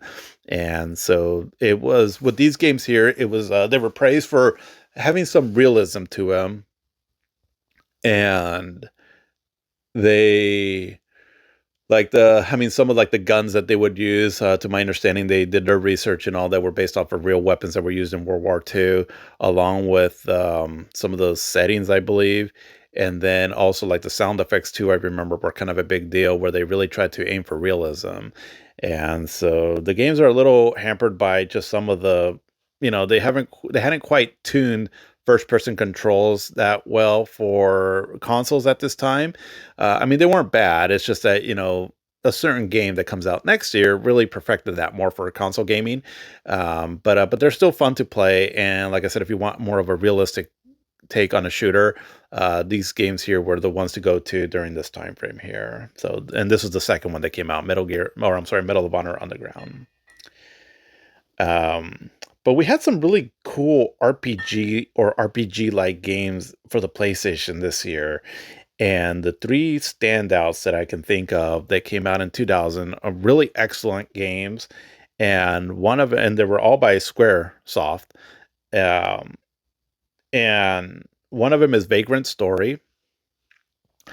This is a game that I really want to get into more, as I know it's got very much a cult following, and for the people that really liked it. And I remember we bought this game back then, and I mean, it immediately gives you an impression that this is like more of a serious take on an RPG kind of game. So much so that during this time, I do remember that my brother wasn't too much into RPGs. There was a some that he got into, but not, he wasn't like too hardcore into them. But this one here actually really caught his attention. I don't recall why exactly, but it might have been maybe the story, the acting to it, and all that had a very sort of like medieval Shakespearean sort of style to it, and I think maybe that's kind of what drew him into it. But he even kind of got into this game for a bit, and it's kind of like an action RPG, but kind of an RPG also, where the gameplay itself is when you're fighting an enemy, you target like certain sections of the enemy, right? And so there's some strategy to it to know where to strike, as when it's almost like the VAT system from the Fallout games nowadays, where you pick and select, like if you want to hit a certain limb, the head, and whatnot. And then it's also kind of structured in this kind of like a dungeon crawler sort of gameplay style, from what I recall of it. But the main thing that stood out to us was just the really impressive cinemas and the music to it as well too. There's no voice acting, I don't believe, in the game, but the writing to it is really solid. I mean, it's really well done. It doesn't have like that sort of anime sort of writing, right? That some things like they're trying to like some things are made for like the Japanese audience, and some of their I personally, I love it. I like that kind of stuff, but for a lot of people, that kind of writing and all throws people off, as it sounds a little silly or doesn't really sound natural. Where something like this one here for Vagrant Story, it is very much more written for like a Western audience. Like I said, right, it's kind of takes on sort of like a like Shakespearean language. It's very dramatic, and again, the music is excellent. And I want to say that the music to this game is done also by the composer of the Final Fantasy Tactics games, I believe, because I think they're all kind of set in the same universe, or they have like a similar style. And the music is just excellent. Whether if it's done by the same person or not, I don't know. But the music in Vagrant Story is just excellent. And just like the first little intro to the game as you boot it up and you see sort of like how the game starts out and all. I mean, it really draws you into the drama, right? Because it's really well directed. I mean, we're talking like almost like Metal Gear Solid quality, right? And up to this point, we were getting good stories, but the difference though was that some of these games were now starting to be really well directed. And by that, but I mean is like these really dramatic camera angles, or the way the story is played out, the setup to it, and all. It's almost like you're watching just like a really good movie. And because now we're doing things in 3D now, we're getting closer to that, anyways. And it was just truly stunning. I remember we were blown away by that at that time. And that was one game where I kind of I liked watching him more play it. Just because I just kind of like being a spectator too, again, watching the story play out and all things like that. I don't know how far he got into it. When I've tried to play it on my own, I haven't really gone too far because the battle system kind of throws me off, but I haven't really gave it like a good, honest chance to really get into it. But I can just say like the setting to it, the story, from what it seems like, what's going on in it, it has a very intriguing setup that I'm fascinated by this game a lot. And I love the art style to it. Again, It has like that. It's kind of the, again, like I said, the same illustrator, I believe, also from Final Fantasy Tactics. I think those two share a lot of the same DNA, if I recall. But yeah, just I'm very curious about this game, and it was definitely a big game on the PlayStation as far as like drawing in a crowd, the RPG crowd, right? And just another game that made that system just legendary when it came to RPGs or RPG style games. But we also had another big game too, also for the RPG fans, and that was for Chrono Cross. And so this game is sort of like a I played and beat Chrono Cross, but that was years ago, way back then, right when this game came out. I don't. There's a lot I don't recall about this game. I remember I really liked it and I got hooked onto it when I played it, but I don't recall a lot of it. But it's like either a sequel or a spiritual sequel to Chrono Trigger, because there are references to Chrono Trigger in the game. I know that. I just don't quite recall like how if it's like a direct sequel or not. I forgot a lot of that there, but yeah, I remember I really loved this game, and it's kind of a long one too because I remember I played it for quite a while, and it uses the pre-rendered backdrops with 3D polygonal characters, which I'm I'm a huge fan of that art style, and just looks really gorgeous and great music also. I believe I could be wrong, but maybe by the same composer of Chrono Cross, or I'm sorry, Chrono Trigger. I could be wrong on that, um but yeah, just excellent music either way. It's just truly beautiful music, and just a very deep adventure. I mean, like the story, where it goes and all. It's there's a certain something that I remember from the game that happens. I want to say maybe roughly about halfway through and all. That kind of changes a lot of the perspective of the game, and as far as like what's going on in it and all. And yeah, just absolutely amazing. Um, Okay, but yes, so Yasunori Mitsuda did the music for it, so he's the same dude behind like Xenogears and Chrono Cross, or I'm sorry, Chrono Trigger also. Yeah, his music is amazing. I mean, I put him up there almost on the same level, if we're on the same level, I would say it's like Nobuo Uematsu. Um, he's truly an amazing composer. But yeah, but Chrono Cross, excellent game, and you can buy that game. It's had like a re-release on modern consoles, so there's definitely ways to play that game nowadays. Which the modern console versions, there was some graphical issues with them, but for the most part, from what I've played of it and all, like I have it on the Switch, and it plays fine enough. Where I'm fine with it. But if not, the PlayStation is pretty easily emulated as well too. So wink, wink, nudge, nudge. Um, but yeah, but Chrono Cross. And then the big one, though, for this year, at least for me personally, as far as RPG goes on the PlayStation, was Final Fantasy IX. And this game, I remember it didn't have a whole lot of hype behind it. And I'm wondering if it was just maybe because we were already had the Dreamcast out and the PlayStation 2 was right around the corner. So it was sort of like that Final Fantasy that was sandwiched in between. Because I think that they had already announced Final Fantasy X for the PlayStation 2.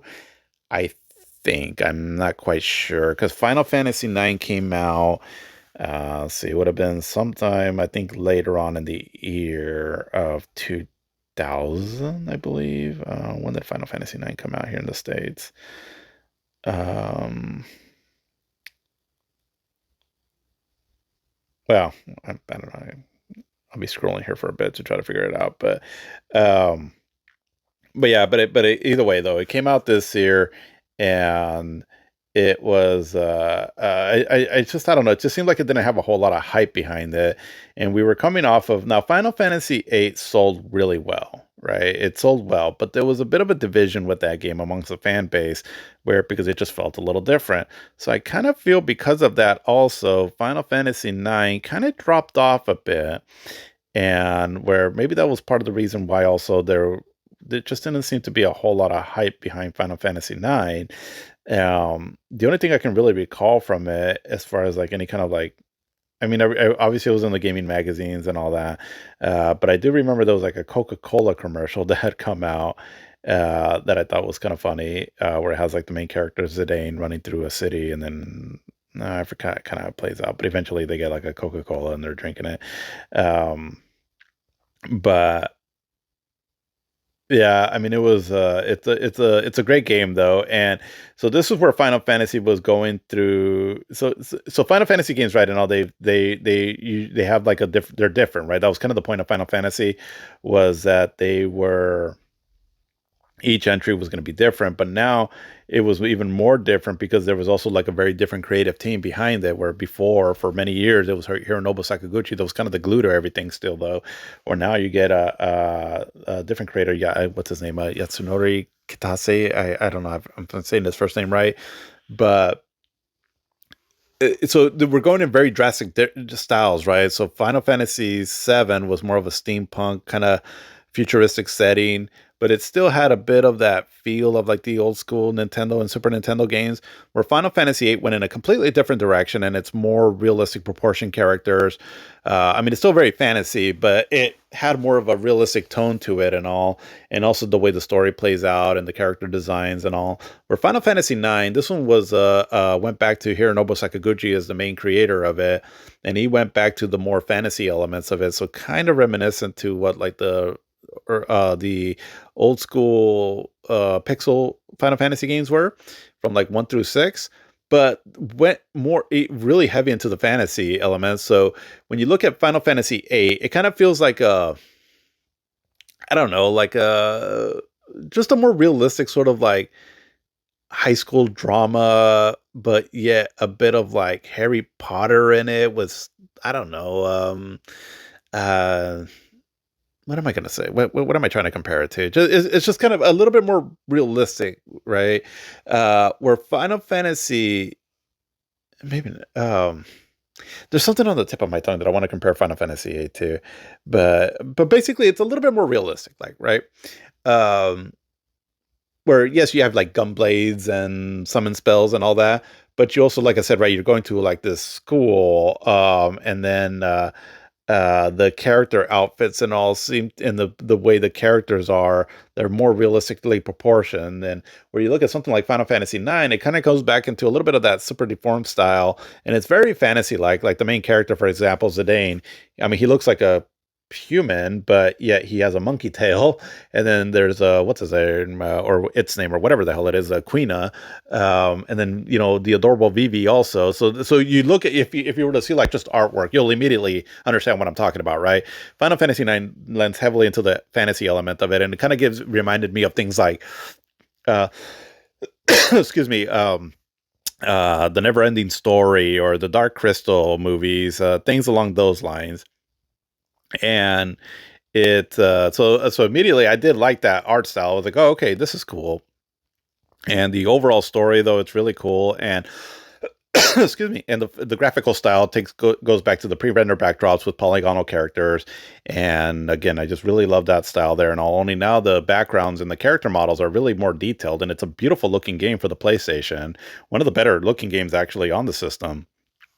And yeah, just an amazing game. Final Fantasy IX is a really great game. I can understand why this is a lot of people's favorite Final Fantasy, and Hironobu Sakaguchi has come out saying that it is also his favorite Final Fantasy, and it is also sort of like the last of a era too for this franchise, because from 1 through 9, even if Part 8 was kind of a bit of a black sheep, right? It was a bit, it was like, okay, Final Fantasy, you're trying to do something different. But then we get Final Fantasy IX, which kind of harkens back to its, roots.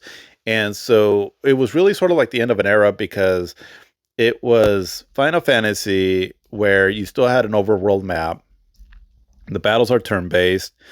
Um, you get like four characters that you can control like in a battle, and so much of it felt like just like old school Final Fantasy games in a lot of ways, where going forward after this, the formula really started changing a lot for better or for worse.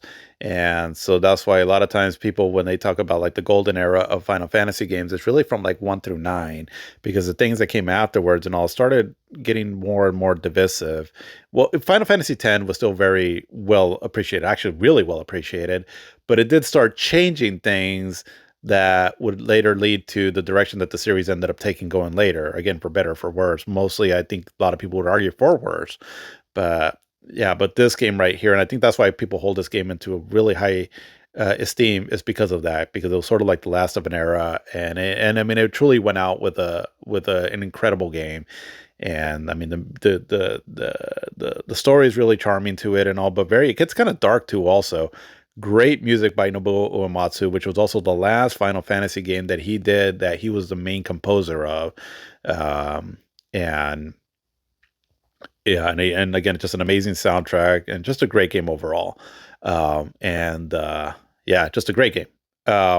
Few side notes on this game is there's a really great way to play this game if you are into doing mods.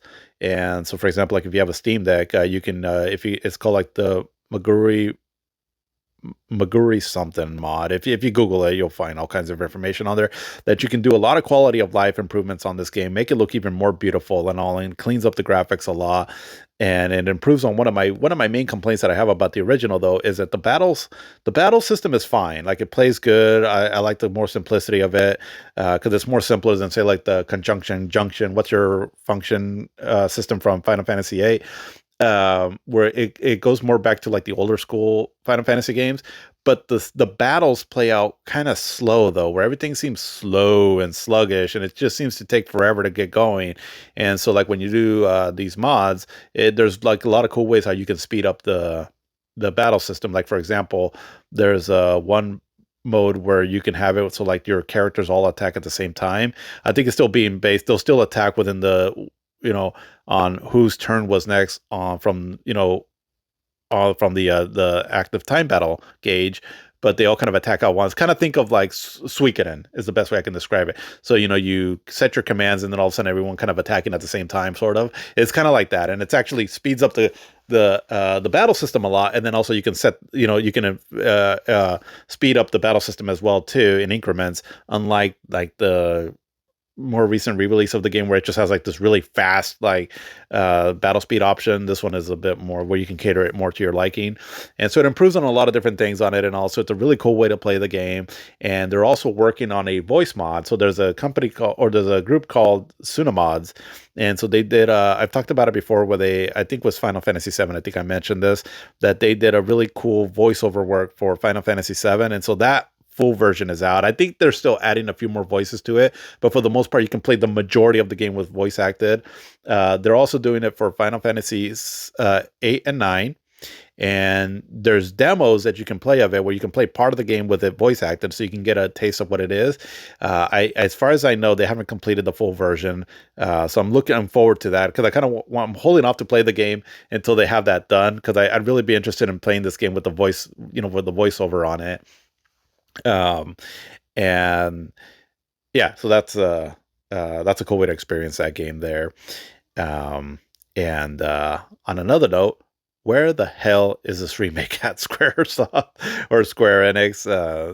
There's a lot of things coming out. Like there's an anime of some sort that I believe will come out in the next few years, and it's heavily rumored that the game there'll probably be some kind of announcement around July of next year, because they partnered up with this other mobile game, and they're doing like a bunch of different, I don't know, however mobile games work, where there's like almost like a countdown to something, and then they've already announced like in July, like the day of the anniversary, I believe, of when the game came out, that they're supposed to do some kind of a big announcement for the game. So everyone's kind of speculating that it's going to be finally an announcement of the remake, but this remake has been heavily rumored for a while now, and so I'm not putting too much stock into it, but I guess we'll see. But yeah. But anyways, yeah, Final Fantasy 9, amazing game, and yeah, it's definitely my favorite RPG that came out this year. And actually, yeah, I think my favorite game of this year also. But another game that I almost forgot to mention is it's another fan favorite RPG, but it's The Legend of Dragoon. And so this game, I don't know who the main developer was, but Sony had a hand in it as far as whether they developed it or one of their studios developed it or published it or whatever. But Legend of Dragoon, it's heavily inspired by Final Fantasy games. It has a sort of a similar style to it. It has the pre-rendered backdrops with the polygonal characters in it, very much like the Final Fantasy trilogy on the PlayStation. And it's but one of the things that made it stand out though was the battle system, where it's I believe it's turn-based, but when you attack an enemy, you have to push like a certain button prompts to get the best strike against your enemy. So kind of sort of what we were looking at with games like now Clair Obscur more recently. But I've played a bit of this game. I haven't gotten too far into it. I just know that it's a fan favorite for many people. And I mean, it does look gorgeous, and a lot of like the cinemas too also are really stunning that they were doing back then. And let's just, I just know like again, it's a bit of a fan favorite game too also. So my hope is that at one point I will go through this game at some point. But yeah, just really great year for RPGs for on the PlayStation. It was known to be the RPG system of its day, and I mean, just four big ones that came out this year, and there's probably maybe some other ones, but those are the four that I know that I can recall. But then on the Nintendo 64, it also had a pretty decent year too. Or actually, another game that came out too, also on the 2000 was Strider 2. This one was done by Capcom, and it had, well, I talked about it a little bit earlier, where it had like the 2D sprites and also the 3D backgrounds, and really great game. A bit easy because you get unlimited continues, but it was pretty good. It was a pretty cool game. And one thing I remember about this game also is a little bit of tidbit on it is that there was a mix up with how they were printing the disc, because the game also came with on a separate disc the arcade version of the original Strider, but they printed the artwork of the Strider PlayStation game on the CD that had the Strider, the original Strider arcade game, and vice versa. And so it caused a bit of a confusion there as far as like, well, wait a minute, what did I put in the wrong disc? But no, it was kind of noted afterwards, right, that they made some kind of a printing mistake on it. And it's funny because this game was released on the PlayStation 3 later, that you can buy it through the PlayStation Store. And so on the PlayStation, if it's a multiple disc game, you oh, microphone fell. But you go like into this menu and you select which disc you want to select, and it's funny because they kind of kept that in that version too, where I think if you select disc 1, it ends up being the arcade version of the original Strider, and then disc 2 is the one that carries the actual PlayStation game, where you would think it would be vice versa, right? So, anyways, a little bit of a tidbit there on that. Uh, but Nintendo 64. So it had a pretty decent year also too. Because again, Nintendo 64 got a bit of a later start, right? Where the Saturn and the PlayStation started in 1994, 1995, where the Nintendo 64 came out in I believe all in 1996, right? Because I think it came out in Japan in early 1996. I'm not quite sure, but basically it got a little bit of a later start, so it lasted a little bit longer as far as some of its main releases coming out. And so, like this year, for example, we had Banjo-Tooie, Paper Mario, The Legend of Zelda Majora's Mask, Perfect Dark, and Sin and Punishment, to name a few. I'm sure there's others, but those are some of the main ones that I can recall, that I have some knowledge of anyways. And so Banjo-Tooie, so it was a sequel to the Banjo-Kazooie from, 1998? And from my understanding, it's kind of more of the same, but just a great game overall. But I don't quite know which one's the more widely accepted one. I'm not 100% sure on that. But yeah, but a good 3D platformer otherwise. Let's see. And then also there was Paper Mario. And so this game here kind of started, it was sort of like a spiritual successor, I guess you can say, to the Super Mario RPG game that came out. This game, because it looks like they still wanted to do some stuff with an RPG game, but they went in this weird, different aesthetic with its kind of paper sort of graphical style to it. Again, I kind of talked a little bit about it earlier with the Super Paper Mario game.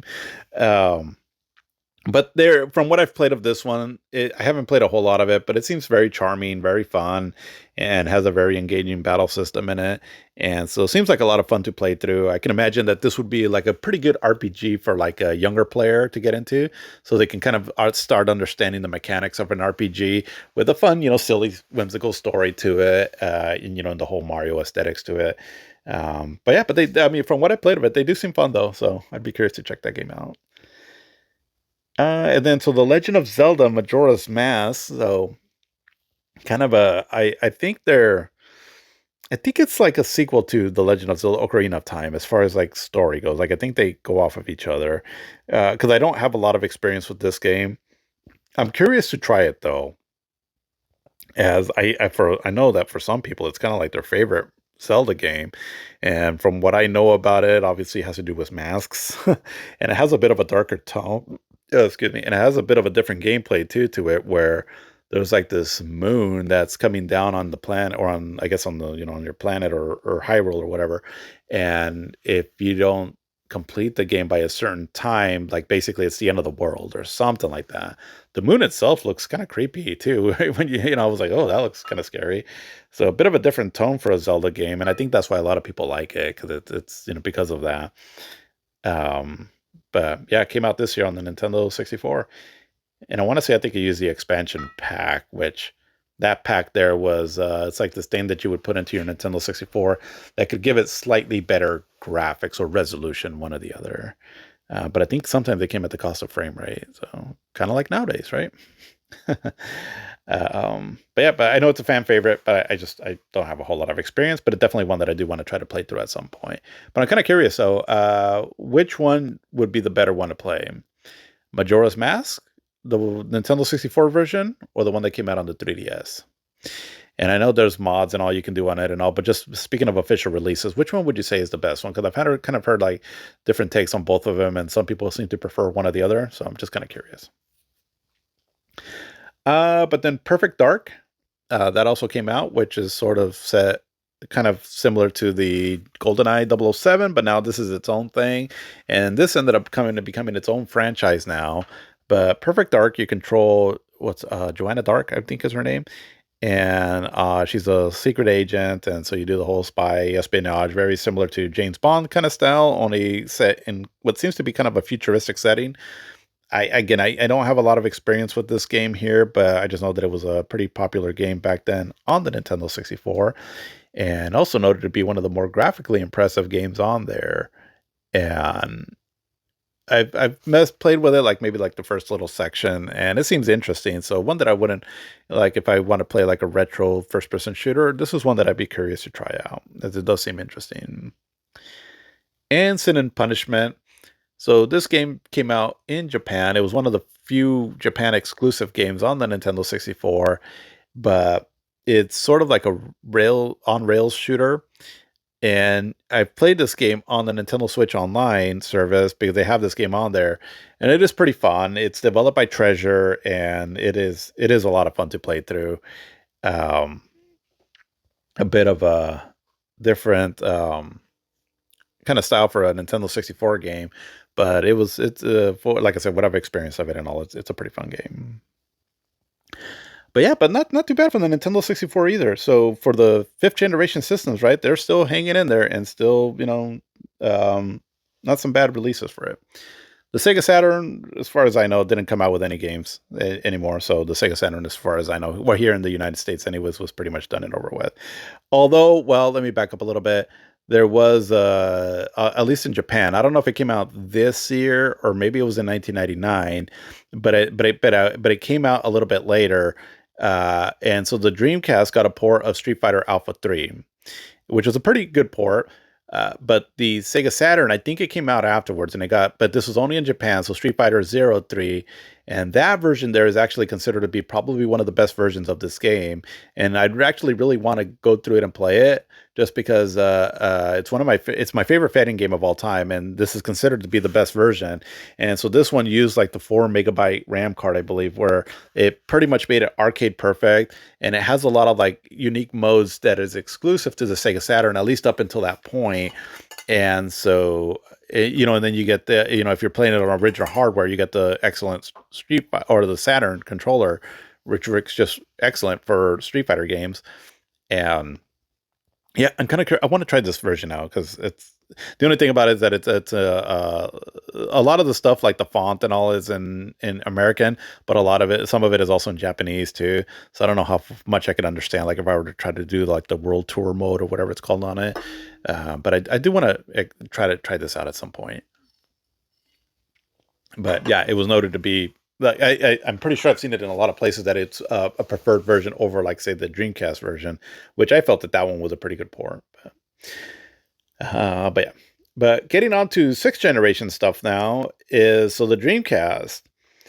And so the Dreamcast was still riding a bit high on its launch that it had. I think behind the scenes things were starting to look a little dire, but as far as the consumer was concerned, at least for I know for me personally, the Dreamcast had a pretty good output of games this year that made me really excited for the system. And I mean, we got a lot of big games here that still are really fun to play through now. And so we got like a fan favorite, Crazy Taxi, which is just a blast to play. That's one of the most funnest like pick up and play games. It's just so fun to play. Basically the concept is you get in a taxi or you ride a taxi and you're just trying to get a passenger, take them to their destination as fast as possible. Now that all sounds basic, right? But the fun part about it, hence the crazy part of the name, is that it's all very fast paced and you're just going through this really busy city and you can try to find these shortcuts to get to the destination as soon as possible. Um, and so it just makes it for like a really fun, crazy driving game, hence Crazy Taxi. And then the more crazier the stunts you can pull off as you're getting the person to the location, along with getting them there faster, you get more of a higher score and all. And it's all set to this soundtrack from The Offspring, which kind of after a while gets a little annoying, but initially though it fits the game really well. And so the game was it was first in the arcades and then it came over on the Dreamcast. And as far as I can tell, it's pretty much arcade perfect. So yeah, just showing right that the Dreamcast was a bit of a powerhouse right for its time on how it can do graphics and all in arcade translations, which was pretty exciting. So basically, the Dreamcast, and this is little techie talk, what I understand anyways of it. But feel free to correct me if I'm wrong on some of this. But the Sega Dream, so at this time there was two arcade boards and Nintendo or Sega had out. There was a Sega Model 3 and then the Sega Naomi arcade board. More or less, the graphics of these arcade boards were more or less the same as far as to the eye what it looks like, right? But there was some in the hardware itself, though, there were some differences, though. What I mean by this is that the Sega Dreamcast was basically, to my understanding, a Sega Naomi. It was about as pretty much as powerful. So any game that came out for the Sega Naomi arcade board could be more easily translated or ported over to the Sega Dreamcast was pretty much arcade perfect results. So I'm thinking some games that come off to mind immediately are Crazy Taxi, I'm pretty sure was on the Sega Naomi board. And then like the House of the Dead 2, I believe. And I want to say 2 also Dead or Alive 2. I think. Now that game is by Tecmo, and so actually I forgot to write this game down. But did that come out in 1999 or 2000? I don't quite know, but if it might have come out in 2000. And so anyway, that was a really excellent arcade port. It looked really good and all. And again, as far as I can tell, pretty much arcade perfect. And like I said, I'm pretty sure it was running on the Naomi board. The Model 3 was so that arcade board had to come out earlier, right? Because I think we talked about that as way back as 1996, right? I think, and when they were showing off like Virtua Fighter 3, and so to the eye, I mean, the games on the Model 3 and the Yomi look pretty much the same, but the hardware was different, and so meaning that my understanding was that the Dreamcast had a harder time porting arcade games from the Model 3, and that's why we didn't see a whole lot of them. Like we saw Virtua Fighter 3, but it wasn't quite arcade perfect, but close enough. But then like a lot of other games we didn't really see, like the Star Wars game, the Scud Racer game, um, the what was it, that Jurassic Park light gun game too also, and I think there was like an ambulance game too, and a Harley Davidson one, I believe. But we didn't see a whole lot of like Model 3 games on the Sega Dreamcast. Because it was Sega Rally, I believe Sega Rally Championship 2. I think that was on the Model 3, and that game did get a port on the Dreamcast, but it wasn't. It suffered a lot. Like the frame rate is kind of low on it and all, and I remember it wasn't as good of a port as at least it just wasn't as fun as like the one on the Saturn. And so, anyway, it's just a bit of tidbit on that. That's my understanding from what I recall reading back in the day in that time. Actually, now that I'm thinking about it, I'd be curious to do more of a deeper dive in that if that was actually the case, because yeah, we did get more Naomi based game ports over on the Dreamcast and I believe Model 3, but that's kind of what I recall from that. But anyways, short story long, Crazy Taxi, that's why it looked really well on the Sega Dreamcast. But we also got the really excellent Jet Grind Radio. So Jet Set Radio in Japan, and then Jet Grind Radio here in the States. I don't quite know why they changed the name up a bit. I kind of like Jet Grind Radio though. But this is a very unique experience on the Dreamcast that you could only play on the Dreamcast up to this point. And so Jet Grind Radio started it. I don't know if it was the first game that did it, but it really popularized that cell shaded look. And so cell shading, what it was, it's where it takes it's polygons, but it kind of gives it this really cartoony look, and it has like this really dark outlines around the characters and the models and all that gives it like just almost like a comic booky feel. And it's a very unique art style and was really a joy to look at as you were playing this game. And it fits the style of the game really well, where the game has a look like that, right? And then it's a game where you're riding around these inline skates, and you're doing all these tricks, and also again kind of what was popularized with like the Tony Hawk game. So it has a bit of that where you're doing tricks and all, but it also is around graffiti. And so the point of the game is that you're trying to tag certain areas in a level to so that basically you're claiming your turf. But as you start tagging more, you get the cops after you, and you get other things trying to stop you, and it gets pretty intense. But it's a lot of fun though, and it's very unique and has some amazing music to it. It was all done by like, well, most of it was, I believe, some like Japanese bands that were out at the time. That it's kind of like techno-ish dance music, but it's super catchy and just a lot of fun to listen to as you're playing. And actually, in the US version, at least, there was some licensed songs from like US artists, because I want to say I think that the US one had songs from like Rob Zombie, if I remember right. But really fun game. Definitely with worth one of the games that made the Dreamcast worth owning. And again, the Dreamcast was starting to be known as a system that just had a lot of fun games to them. You know, it didn't have a whole lot of games in its short lifetime that it had that were like really deep experiences, like RPGs and deep adventure games and all. But when it came to just like fun games, it absolutely excelled in that. And I really enjoyed this game from the start. It just felt so fresh and unique and just a lot of fun.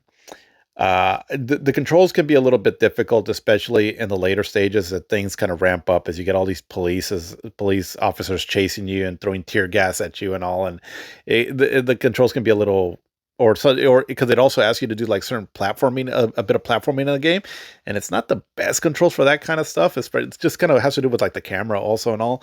But I remember it did frustrate me when I played it and beat it back in the day, but it wasn't enough to that it steered me away from the game, because everything else about the game and all is just really excellent.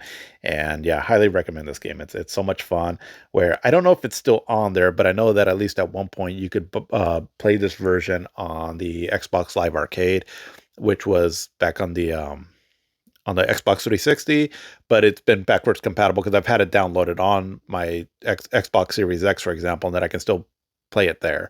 So that's one way to play it. And I don't know if it's still out like on Steam storefronts and PC storefronts and all. But yeah, if you have a way of playing this game, definitely recommend it. It's so much fun. But then we also got another game that was, well, exclusive to the Dreamcast, at least up to this point, was Resident Evil Code Veronica.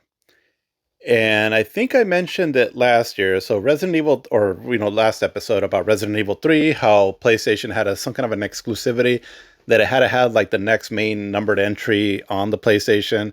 So Resident Evil, what we know now as Resident Evil 3 Nemesis, was kind of supposed to be like a spin-off, which you can kind of tell because it kind of overlaps a lot with, or some with Resident Evil 2, where Resident Evil Code Veronica, it definitely felt more like the next installment, because this one kind of goes out a bit more, where now we're away from Raccoon City and we're in Europe, and so it's a much different setting, and so it definitely felt like the next Resident Evil mainline Resident Evil game.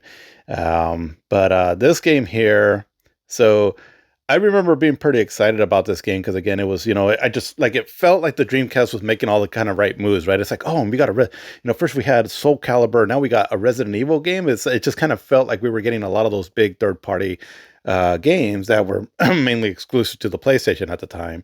And so, yeah, so that was pretty cool. But ultimately, Resident Evil Code Veronica, I like it. I think it's cool. It's just it can be really cheesy at times, and it kind of throws me off a bit. I mean, I know that all the Resident Evil games have a certain level of cheese to them, but this one seemed even more with the one of the main bad guys in it, the Alfred, I think his name is. It just or not Alfred. Well, him too, also to an extent, but the character that you can play as also is I think Steve. Uh, he highly annoyed me in this game. I'm not, usually. Okay, I was talking about Metroid Prime 4 earlier, right? About people were annoyed by like Mackenzie. The Miles McKenzie character. I mean, yeah, I can take him or leave him, right? It's like, okay, he's a bit of a goofball, he's a bit of a nerd, but whatever, right? And all I can, take him or leave him. But this guy, and again, granted, this is many years apart, right? Where the acting and the writing is, different. But this character just really highly annoys me. And I don't say that too much about a lot of characters and all, but yeah, I just couldn't stand Steve in this game. It just really kind of brings the game down for me. But other than that, though, I mean, the gameplay mechanics are pretty solid. It's kind of more of like what Resident Evil is, where it's, with the tank controls and the preset camera angles, and, you're still trying to get away from zombies, solving puzzles and all that. But again, this game takes place though in a certain military base in Europe, and then eventually goes out to Antarctica. So it varies up the scenario like that. And there's also two playable characters in it. You start off as Claire Redfield, and then, well, I guess it's kind of a surprise if you haven't played this game on who the second playable character is. I just, in case you haven't played this game, I won't go into that there. But it's a bit of a lengthy game too for a Resident Evil game of this style. As I remember, it took me a little bit to get through to it as far as Resident Evil games go.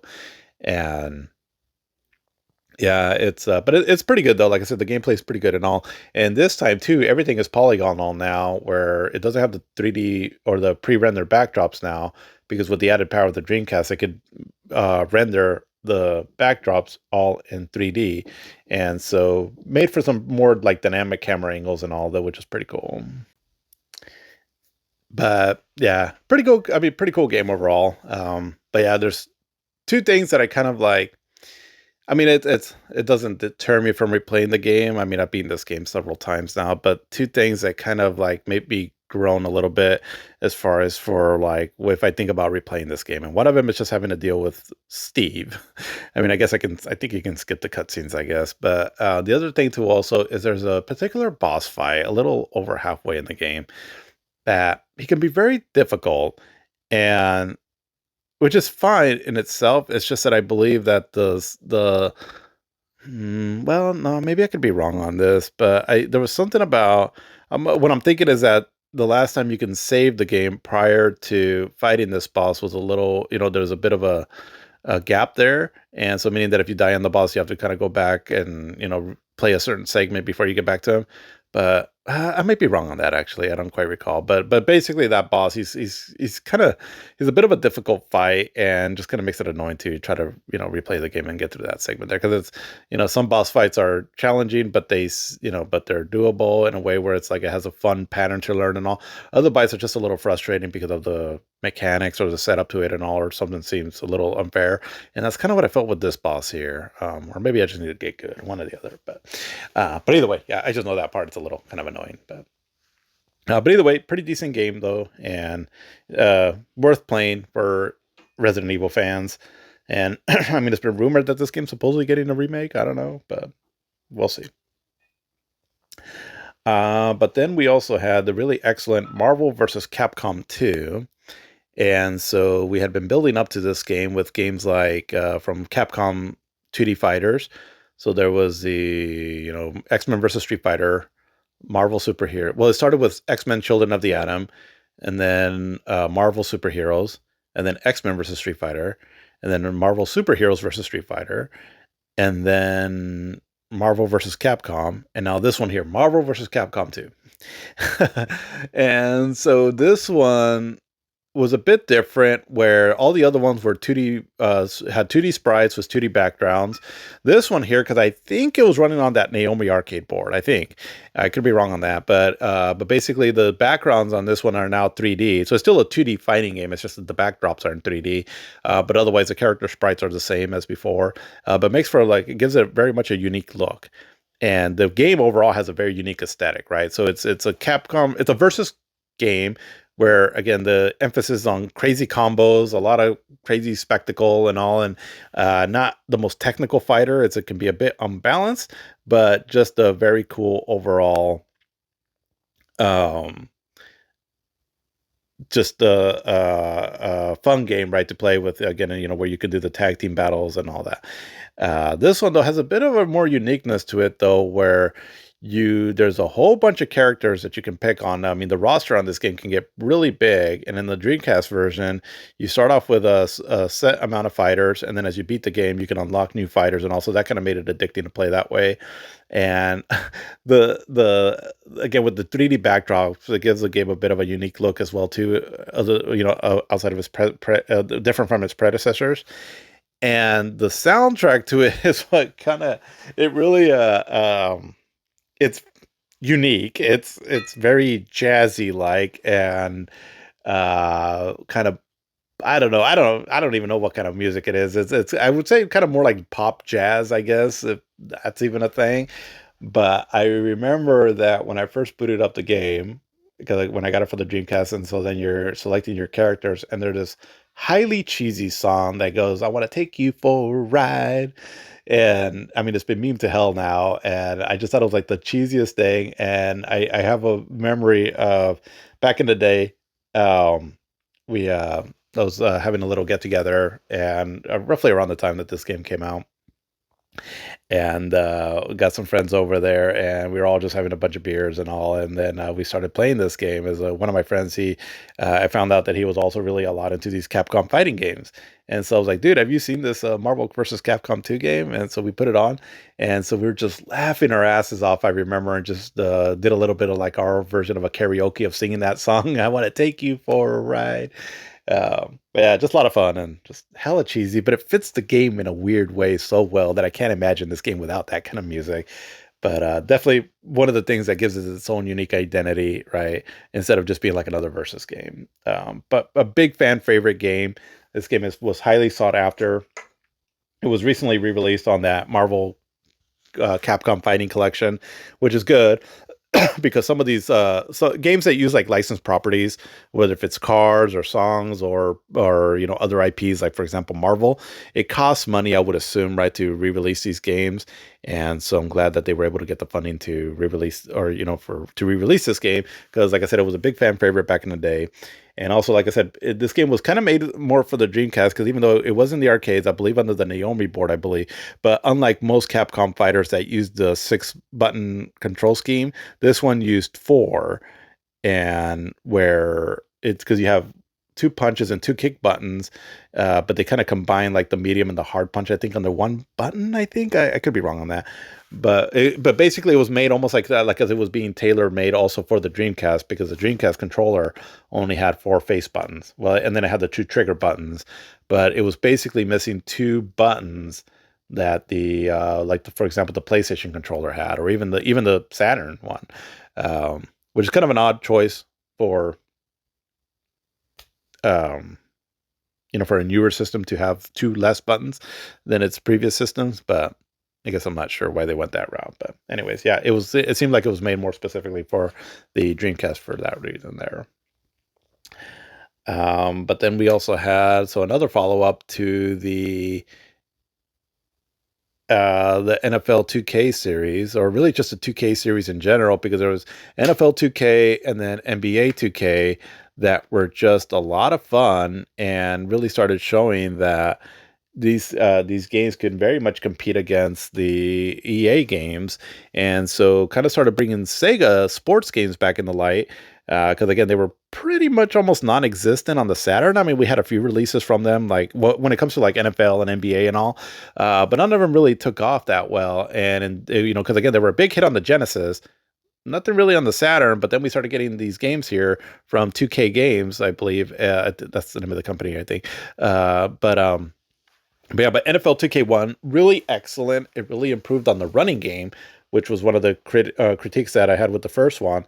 And for me, this series is still my favorite series of football games ever, and eventually will accumulate to what I believe is the best football game ever for video games. But we'll talk about that later in a later year because it kind of there's a bit of history with that, and then ultimately what it was, what happened as far as because it was kind of big in the video game industry. But well, again, we'll talk about that later. But as of right now, this series was really big, and they sold pretty well for the Dreamcast, anyways, and also had online play too. So for people that were wanting to get into online gaming, that was kind of a big thing, um, as it was pretty big for that again, as far as Dreamcast goes.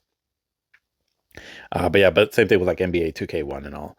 But speaking of online though, so again, the Dreamcast had a broadband adapter that you can play online games with. I never messed around with it, but yeah, there was a lot of games you could start playing on it.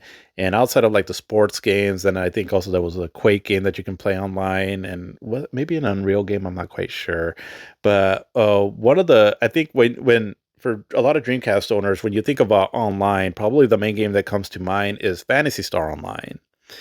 I played this game a little bit, but I played it offline, so there's not a whole lot you can do on it. No, I mean, it's not really the way the game is meant to be played. But this game, though, it seems like it took up a lot of gamers' time back in the day with Phantasy Star Online. So Phantasy Star Online, so it obviously went in a different direction than the old school Phantasy Star games, where now it's introducing online gaming, which was already being done on PC to an extent.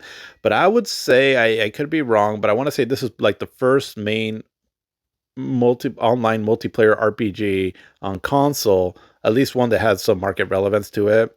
And I just remember it being really popular by a lot of people. And I think a lot of it had to do with just, even if the gameplay was a bit basic and all on it, is that it was just a cool experience to be able to play with friends online. Cause again, that was a very unique concept back then. And it was, eventually where games would lead to, right? I mean, even to this day, that's a big way a lot of gamers play nowadays. But this is kind of like the start of it. And so I can only imagine it would have been fun, like hanging out with your buddy and like, you're in this online lobby and kind of BSing. It's like, hey, let's go out on a quest, and all while you're, BSing with your friends and all. I can only imagine that was a lot of fun back then. And like I said, I never experienced it back then like that, but it was a very big deal. And it was as far as Dreamcast success goes, this is probably one of its bigger success stories and how it created a community of people playing this specific online game. And not personally what I would have wanted for a Phantasy Star game, because pretty much anything that we got Phantasy Star that was something new was had to do within the Phantasy Star online universe. And I personally, that's not something that I like. But again, it had a big enough following, so for that, I'm happy, right? That it found the community on an IP that I really loved back then, even if it wasn't something that I engaged in.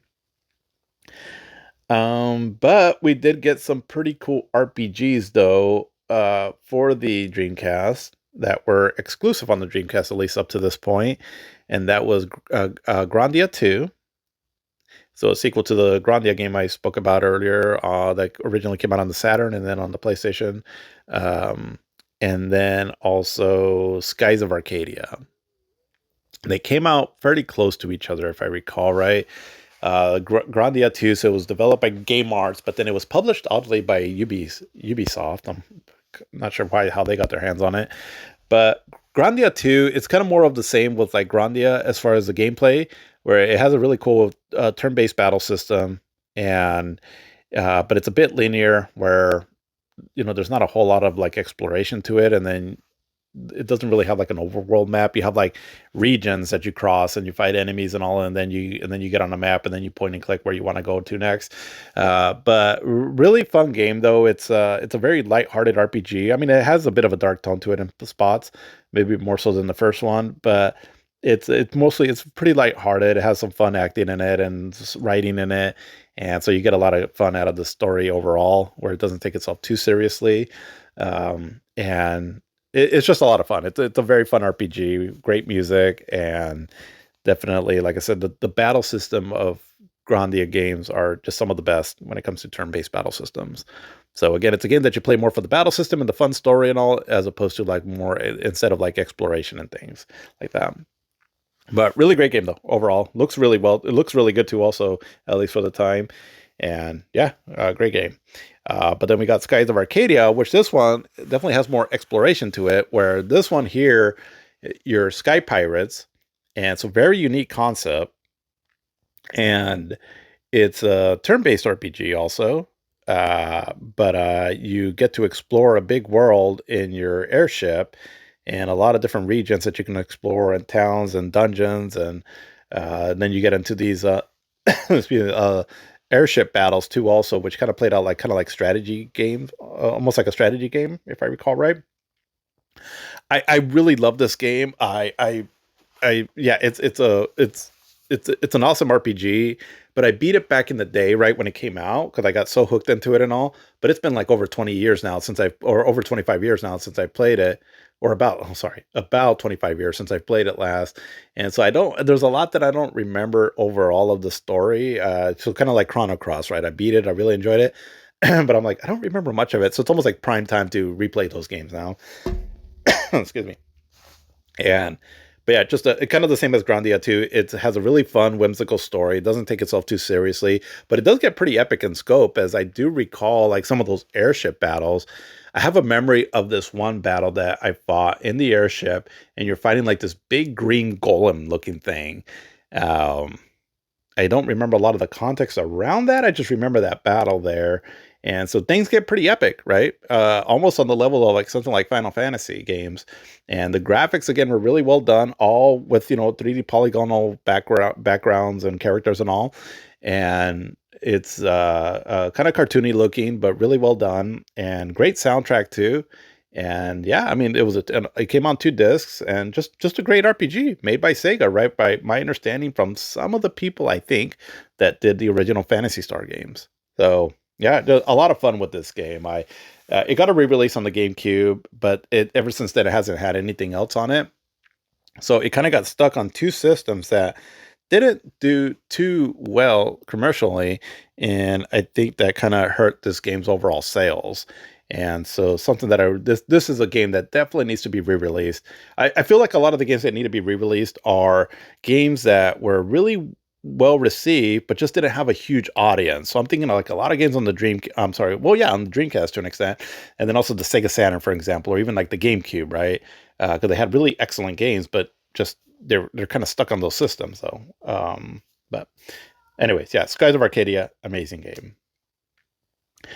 Um, and then we had also Shenmue.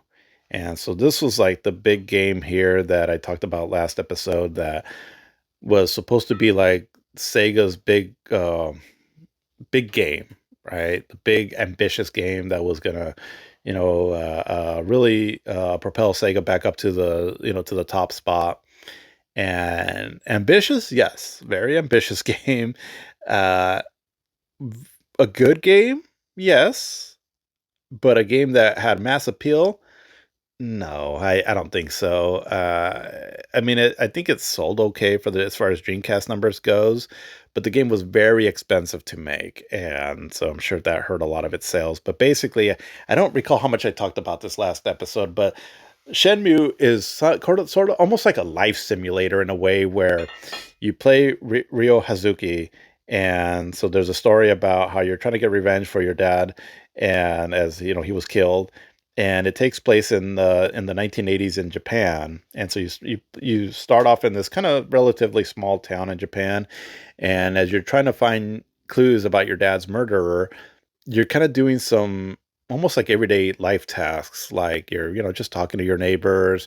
You can walk into stores, purchase things like food or batteries, and there's a day and night cycle. You got to get home at a certain time. Your grandma or your aunt, or I forgot what she is, but Inisa, I believe is how you pronounce her name. She leaves you like an allowance each day. You got to earn money by driving forklifts in it eventually, or just doing other jobs. And so it was a game that was very ambitious for trying to do things like that. And for some, it can be as boring as that, though, as that sounds. Um, Shenmue.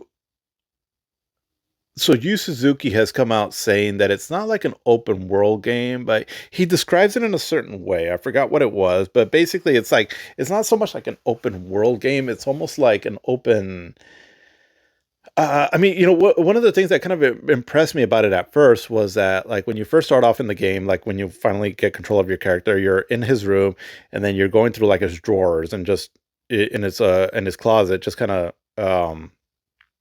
did I say drawers? That sounded wrong. Like his like on his nightstand and all is what I'm trying to say.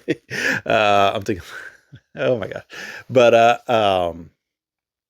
and so when you open them up, you see like his clothes in there. You see like you can find like hidden cassette tapes and all that you can use on your Walkman later, and things like that, right? And it all seems like again like it's not that big of a deal, but back then, just a level of interactivity and detail was unheard of at the time, and so it was almost like being in virtual reality without being in virtual reality, and so it was very ambitious there, where they were really trying to not only tell this grand tale about this young guy trying to get revenge for his dad's against his dad's murderer, and the whole time though it's playing out almost like as if you're living the story in real time as you're doing these basic life events, but in a video game. And Shenmue is, so some games you play for the fun of it. Some games are meant to be experienced, as they're trying to draw you in into their worlds with a combination of the gameplay, the setting, the graphics, the music, and all of that. And so some games, like I said, right, you just sort of have to kind of get lost in them, as that's part of the appeal to them. It's just kind of forget your real world for a moment and get lost in these worlds. And some games can pull it off better than others, just depending on their overall quality of polish, production values, and all that. Shenmue had a lot of money behind it because Sega threw a lot of money at it, and a lot of it worked for me at the time. It did. I think there's Shenmue fans and then Shenmue haters, and they're both kind of vocal on both sides. I tend to be more of a Shenmue fan because when I did first play this, I could still take myself back to those days, and it truly felt like something next gen and an experience that you could only get on the Dreamcast. And it was, I mean, I got myself lost in this game a lot where, again, just doing some of the mundane tasks in it and all was just strangely very entertaining for me. And you just get so absorbed in this world as it's highly immersive on, as you're asking around for clues and all on how to progress in the game. And strangely, you kind of get sucked into this weird little world. And because I mean, the acting in it it's a little cheesy, um, but still charming in its own way. Has good music, and I want to say I think it has a few tracks by uh, Yuzo Koshiro, I believe. Um, but like you can go into an arcade and play games like Space Harrier and Hang On, which was cool because the game takes place in the 80s, so that's one of those arcade games would have been relevant right at that time. So definitely puts you into that time period, and just a highly unique game. But it was kind of a game that if you're looking for something more fast paced and all, you're probably going to be disappointed. Or another thing too, also, if you never played Shenmue back then, and if you go to it now, and if you're thinking it's going to be kind of like a Yakuza game, you're probably going to be very disappointed. It is much more of a slower burn game. It almost feels like a walking simulator, I guess is one another way to put it. Um, where it's very much about the experience, the immersion, the story to it, and all that sucks you in, as opposed to like its fast action gameplay. Because I mean, it does have some fighting segments, which are kind of fun. They kind of play like sort of like a little bit of a dumbed down Virtua Fighter. There's some QTE events that can be, kind of cool, I guess. Uh, but other than that, a big bulk of the game is just walking and talking to people, finding clues, going to another area, kind of hear a lot of repetitive dialogue, and exploring your environment and things like that, right? That's going to be the main bulk of the game. And then also doing like mundane little side games and all. Again, that's going to be the big bulk of it, but somehow it's still strangely satisfying to play this game, at least when I played it back then, as it very much makes you feel like you're in the small Japanese village. Like you kind of absorb and soak in the culture there and all. And I've actually learned a thing or two about the Japanese culture, like just playing this game, like what kind of like weird little snacks that they have like in convenience stores that we normally wouldn't see here, things like that. And I really appreciated that, right? Because that's what I love about what video games can do, is that they suck you into this world and for a moment just, lets you live in it. And it could be anything from like a fantasy world or to like even something more realistic, right? Like a small Japanese town in the 1980s. And I think that in that sense there, this game really excelled at. But like I said, it's a game that's not for everyone. I will say that. If you've never played Shenmue, but you're curious about it, it's not a game that's for everyone. You really have to sort of let it sort of take you on this journey and all in its, weird little world that's very kind of realistic in a lot of ways. But it's pretty cool though, and they set it up so that there's going to be a lot of sequels because it was a very ambitious project for Sega. Um, but well, what ended up happening with that is that, long story short, they haven't really fulfilled that vision even to this day. And it was just a really big, ambitious project. And all, like I said, Sega threw a lot of money, and I'm sure it was a part of the big reason why. Well, what ended up happening with Sega, which we'll get more into probably in the next episode. But yeah, Shenmue was just it was an experience for sure. But another game I wanted to touch base on real quick here regarding the Dreamcast is this is kind of more somewhat of a personal story. Well, not personal, but just a game that came out that wasn't like a really big release, but it set me down a path on a certain IP that definitely changed my worldview and just really is one of my favorite things of all time. Excuse me. And so that is it started with this little game called Sword of the Berserk Guts Rage. And so this game we had been kind of reading about. I think it was in this magazine, Gamers Republic, which was sort of a spin-off of what David Halverson was doing from the Game Fan magazines, I believe. And so it was a game from Japan that was on the Dreamcast that was being noted as like a really cool action game. But and so we just kind of had that in mind, right? As again, we were reading a bunch of magazines back then. So I had pre-ordered Resident Evil Code Veronica, and I went and picked it up at was it Software Etc. at the time, or was it GameStop already? I don't remember. But anyways, whatever it was back then, right? It was there at the mall when I was in the city I was living in at the time, and I was there waiting for them to give me my pre-order, and my brother was just kind of looking around, and he was like, "Hey, dude, they got that Berserk in that we had been reading about," and I was like, "Oh shit, cool!" And so he ended up buying it. I was like, "Okay, cool. I got Code Veronica. You got Berserk, awesome." And so we went back home and all, and so the main game that I was really hyped to play was again Resident Evil Code Veronica. But then I was like, "Well, let's check out this Berserk game," and so right off the bat, it's okay. So it's like a hack and slash game, right? The game itself, it's okay. It's a hack and slash game. Basically, you play this character named Guts who has a huge sword, and unfortunately, that kind of hinders the gameplay some because sometimes you're in these really crowded environments or small narrow spaces, and so as you swing your sword, which is a big ass sword, it kind of if it hits like a wall or something, it'll like propel back, and so then your attack actually doesn't go through, so which would be highly frustrating, right, in some scenarios. So the game, like I said, it's okay. It's a hack and slash game with a few QT elements to it and all. But what really lured me about this game though was it had a really cool story, characters and all, like the Guts and Puck and Casca, and the funnily named Balzac. But his character was cool. It's just every time he says his name, I am Balzac. It's like, oh, Balzac, huh? All right, Balzac.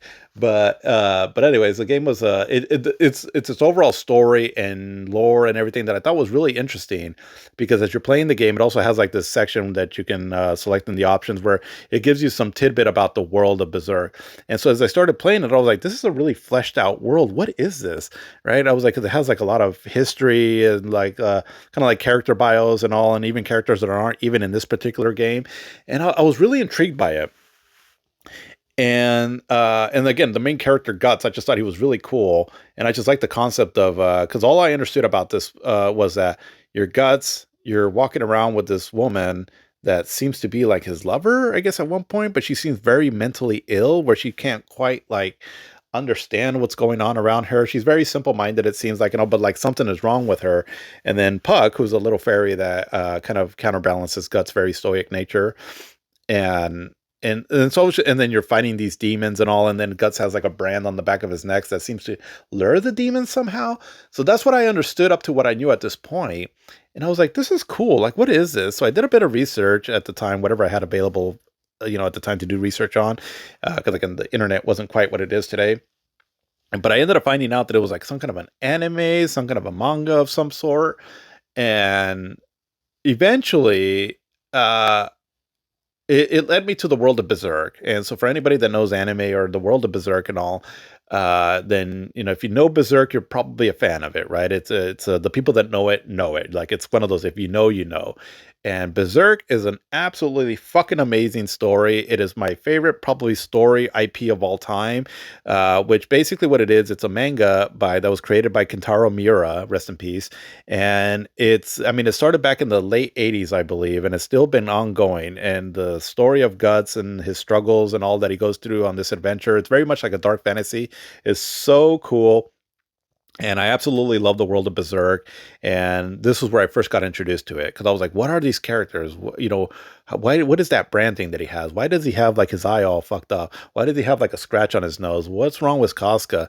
Well, eventually, like I said, I played this game, and then eventually I discovered that there was an anime about it that I ended up watching in the years that followed, and then led me to eventually seeking out the manga of it and all. So I'm mostly caught up on the story up to where it's at right now, and it just ended up becoming one of my favorite things of all time as far as like entertainment wise. I just love this world, Berserk, and everything. And at some point, I might want to talk about Berserk on something separate because that's more manga and anime related, where I try to keep this more video game related. But I just there's so much that I can say about Berserk and all. It's just so fucking amazing, and then also the music too. That was another thing that really hooked me on this game. Was why is this simple little cheap ass hack and slash game have such a cool character, such a cool story to them, such a cool lore and all that, and this amazing banger of a soundtrack. Like, what is this? And so the composer Susumu Hirasawa, so he also did the music for the 1997 anime that I would get introduced to, a few years later, from playing this game. And the his music just fits this world like a glove. And I mean, basically, it's like Star Wars and John Williams, right? Is what Susumu Hirozama is to the Berserk universe. It goes so well hand in hand together. And like I said, it all led me down a path to the Berserk world, and that's a whole other separate story. I just wanted to add that in there because this is kind of what lured me into it, and also as a way to sort of encourage for anyone that is into like really dark fantasy and really cool story and characters and all. Check out the Berserk anime and manga; it is so amazing. But anyways, just wanted to get that there. But then also on the PC side of things, we had some pretty big releases too with Deus Ex, which was very popular, became a really popular immersive sim game, and probably to a lot of people this year, from what I understand, it's probably their game of the year of this year. A lot of people talk really highly about this game that have played it. I played it a bit on the PlayStation 2 version that I believe came out the following year, but it seems cool. That's another genre there that I would really like to get into more. I'm just kind of suck at them on these immersive sims, but definitely something that hopefully maybe I'll get a chance to play through more at some point. But then we also had games like Diablo 2, which was probably, it seems to be the more popular Diablo game. I could be wrong on that, but again, as this franchise I don't know much about, but I just know that they're really big games, especially in the PC side of things. And then The Sims also. I've never really played much of a Sims game, but I know their influence on gaming overall. So again, kind of like what Shenmue was doing, but this is more specific, that this is what it's trying to do, is like literally like a life simulator. And really, really big game. And it was big for the PC crowd also. We did get some versions of The Sims later on console games, but yeah, just I mean, you're basically just create your character, your avatar, so to speak, and just live out a life like normal living. But it does it in a really cute kind of animations and all, and the silly little gibberish that they talk. And but I mean, you could, kind of like the way what Shenmue was addicting to me. I can imagine like these Sims games would have been a lot of it really addicting to a lot of people, and it's just sort of like a life simulation, right? And they're strangely fun to play. Like why like some of the Animal Crossing games I think are kind of popular too, because it's sort of kind of like that in a way. And yeah, I mean, it's a big deal. Like I said, I never really got into them, but I can understand their appeal though, and why they were so big. Um, But there were some other PC games too, also that came out, I'm sure. But that's just what I know about. But let's finish off here, though, talking for the year of 2000 with talking about the big juggernaut that came out, and that was a PlayStation 2. And when this thing got announced, it was almost like a looming shadow over the gaming industry that it was just going to take over the moment it came out. And so, like, the Dreamcast was a pretty big hit when it came out last year, and it was still, but its sales started kind of dwindling down in 2000. Um, and I think a lot of it was because people were really excited for the new flashy, shiny thing, right, when the Dreamcast came out. But the PlayStation had built such a big fan base with the original PlayStation that the moment the PlayStation 2 came out, that's what people were going to drive towards. I mean, kind of like what it was with the Nintendo and the Super Nintendo, right? It's like, okay, cool, the Genesis is out and all that. That's pretty cool. But we knew that the Super Nintendo was going to be right around the corner. And Nintendo had built such a name that people, initially the Super Nintendo, right, and all was pretty popular at the time. Even though the Sega Genesis did beat it that year, though, in 1991. But anyways, but there was like a lot of people that were anticipating the Super Nintendo. Kind of the same thing, only on a much larger scale. Because again, the PlayStation really started drawing in more of a casual mainstream crowd. And so there was a big anticipation for the PlayStation 2. And there were some other factors too that really played into its sales too. And so the PlayStation 2 was going to have a built-in DVD player, which was a pretty big thing back then because DVD players were they were on the verge of starting to replace VHSs because they were just more convenient, right? A disc over like a cassette tape, and you get better picture, better sound. You don't have to worry about. I mean, sure, the disc can scratch, but you don't have to worry about like your tape getting eaten up by a VHS player, and it's just overall more convenient. And I don't know if cheaper. I don't know if they were cheaper to make than VHSs. I'm not sure on that, but just in many ways more convenient. So they were starting to become the next big thing in movies, and so but DVD players were pretty expensive still though back then. The PlayStation 2, let's see, what did it launch at? It was it $299? $299, from the speech that Steve Race did back in 1995. But no, it's I think it was $299, maybe $399. Shit, I forgot. But whatever the price was, though, it was cheaper though than most DVD players that were out at that time. As again, because again, the DVD players that were starting to want to become like the next big thing in movies, but it wasn't quite at the okay, yeah, it was at $299, but it wasn't quite replacing it yet. So so basically, when like at that time, right, and all the hardware would get cheaper eventually, right, as it started becoming more mainstream and all, unlike nowadays. But at this time though, because again, DVD players were so new. I mean, you're looking at I want to say like $500 or $700 for a DVD player back then, give or take. But here's the PlayStation 2, which was $299, and it was the next big console system that people were anticipating after the highly successful PlayStation, and so people were really anticipating this. And like I said, the DVD player was a big deal, right? Because what better way to convince your parents that you were wanting to get a game system that, hey, I really want the new PlayStation 2 and all that. It's got really great graphics and this and this. And parents like, okay, cool, cool. And it can play DVDs too. Oh, really? It can, huh? So that was, I'm pretty sure, like, I mean, no, it was like a really big reason why the PlayStation 2 sold so well, because it came into the market at the right time that fulfilled a very, a need that consumers wanted as far as for their entertainment purposes.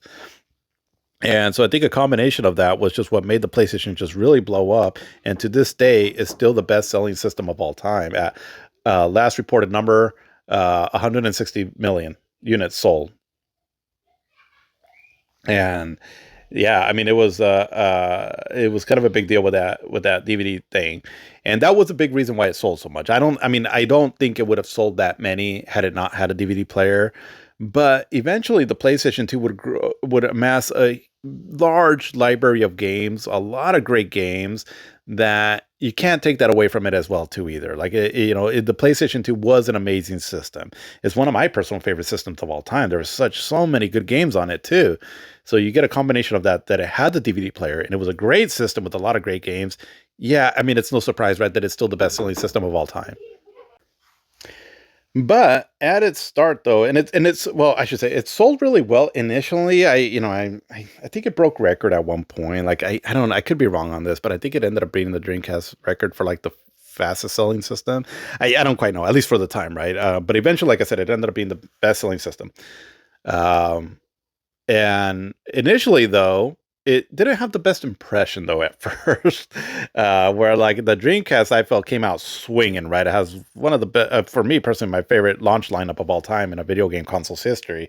But the launch for the games on the PlayStation that came out, I mean, because they were really talking about how this system was going to be just crazy powerful, right? It can run military operations. It can, I think there was a quote, I don't know if it was from George Lucas himself, but something along the lines of like that the PlayStation could do better graphics or images than what was available for like the Phantom Menace that had come out the previous year, the movie, the Star Wars Phantom Menace.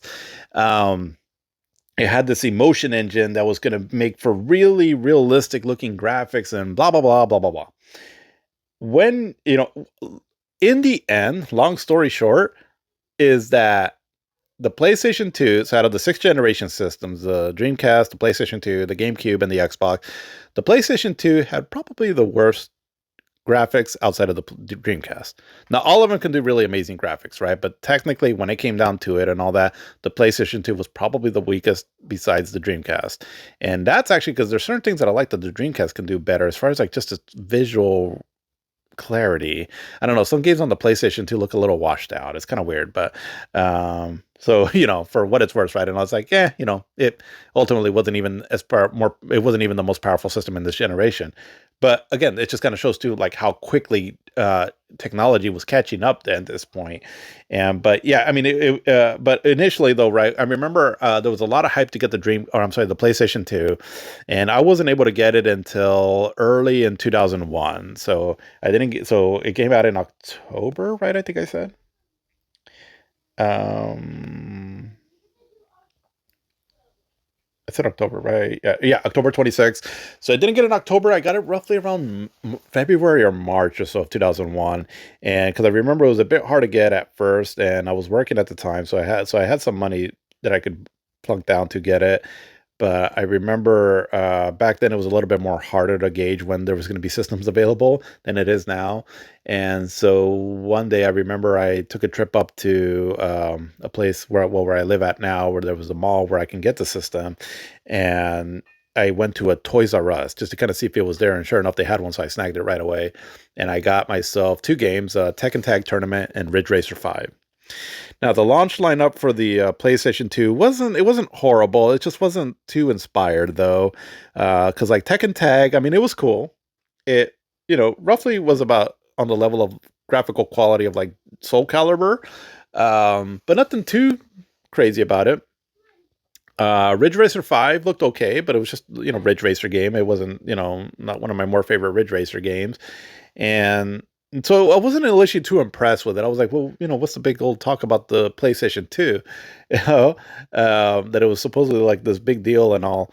And there were some other games too that came out for it, like SSX and the Bouncer. I remember I rented the Bouncer, and I wasn't too impressed with that. It's kind of like a beat 'em up game from SquareSoft. And then there was also Time Splitters, but I never played that game. And then also like a game like Fantavision and probably some sports games and all that came out. There was also like this kind of like a survival horror game. It was called wow, what the hell was it called? Extermination, I think. And that game was alright, but that game also wasn't visually too impressive for me. And so the whole time I remember thinking, well, this is cool, I guess, but I don't know. I'm not too impressed with it. I wasn't like as much as the system was being hyped up, right? I was like, I don't really see. I guess it's not too impressive for me. Um, well, so okay. So again, right? It was really highly sought after, and it ended up being the best system of all time as far as sales wise goes. And but again, the initial launch lineup wasn't too impressive. That changed in the following year, and I'll leave it on that. I would just say that 2001 goes down as probably for me. I know 1998, I've talked about it was one of the best years in gaming. Another year that really gets a lot of that reputation is the year 2001. And for me personally, I think 2001 is also my favorite year of all time in gaming. And 2001 was such a big year, and a big reason why 2001 was so big. A lot of it was because of the games that came out on the PlayStation 2. So, like I said, the initial launch lineup and the initial reveal or the initial, well, just the initial launch of the PlayStation 2, it sold well. Like I said, don't get me wrong, it sold well. I don't know, I don't have the exact figures how much it sold at first, but it did it. I don't think it was impressing people a lot initially, but then we get into 2001, and then that all changed, and that's where I will leave it off for this episode here, as we'll touch base more on what happened in 2001. I'm actually really excited to talk about that here because holy shit, 2001 was fucking insane. There was so many cool stuff that came out during that year, and it's I mean, I when I think back when I talk about that year, I'm like, holy, I mean, like, damn, there was a lot of good stuff came out that year, and it was like one after the other, after the other, after the other, just a banger of a game. And yeah, anyway, I'll talk more about that in the next episode. So I'll leave it up on that there. Hope you have an excellent week, and hopefully you had an amazing holiday time and you're still enjoying the holidays. Hopefully you're getting some time off and all that fun stuff, and just, rejuvenate, refresh yourself, take care of yourself, and hopefully you have an amazing New Year's and New Year's Eve. Stay safe out there, and we will see you in the next episode when we talk about the amazing year that was 2001. Till the next.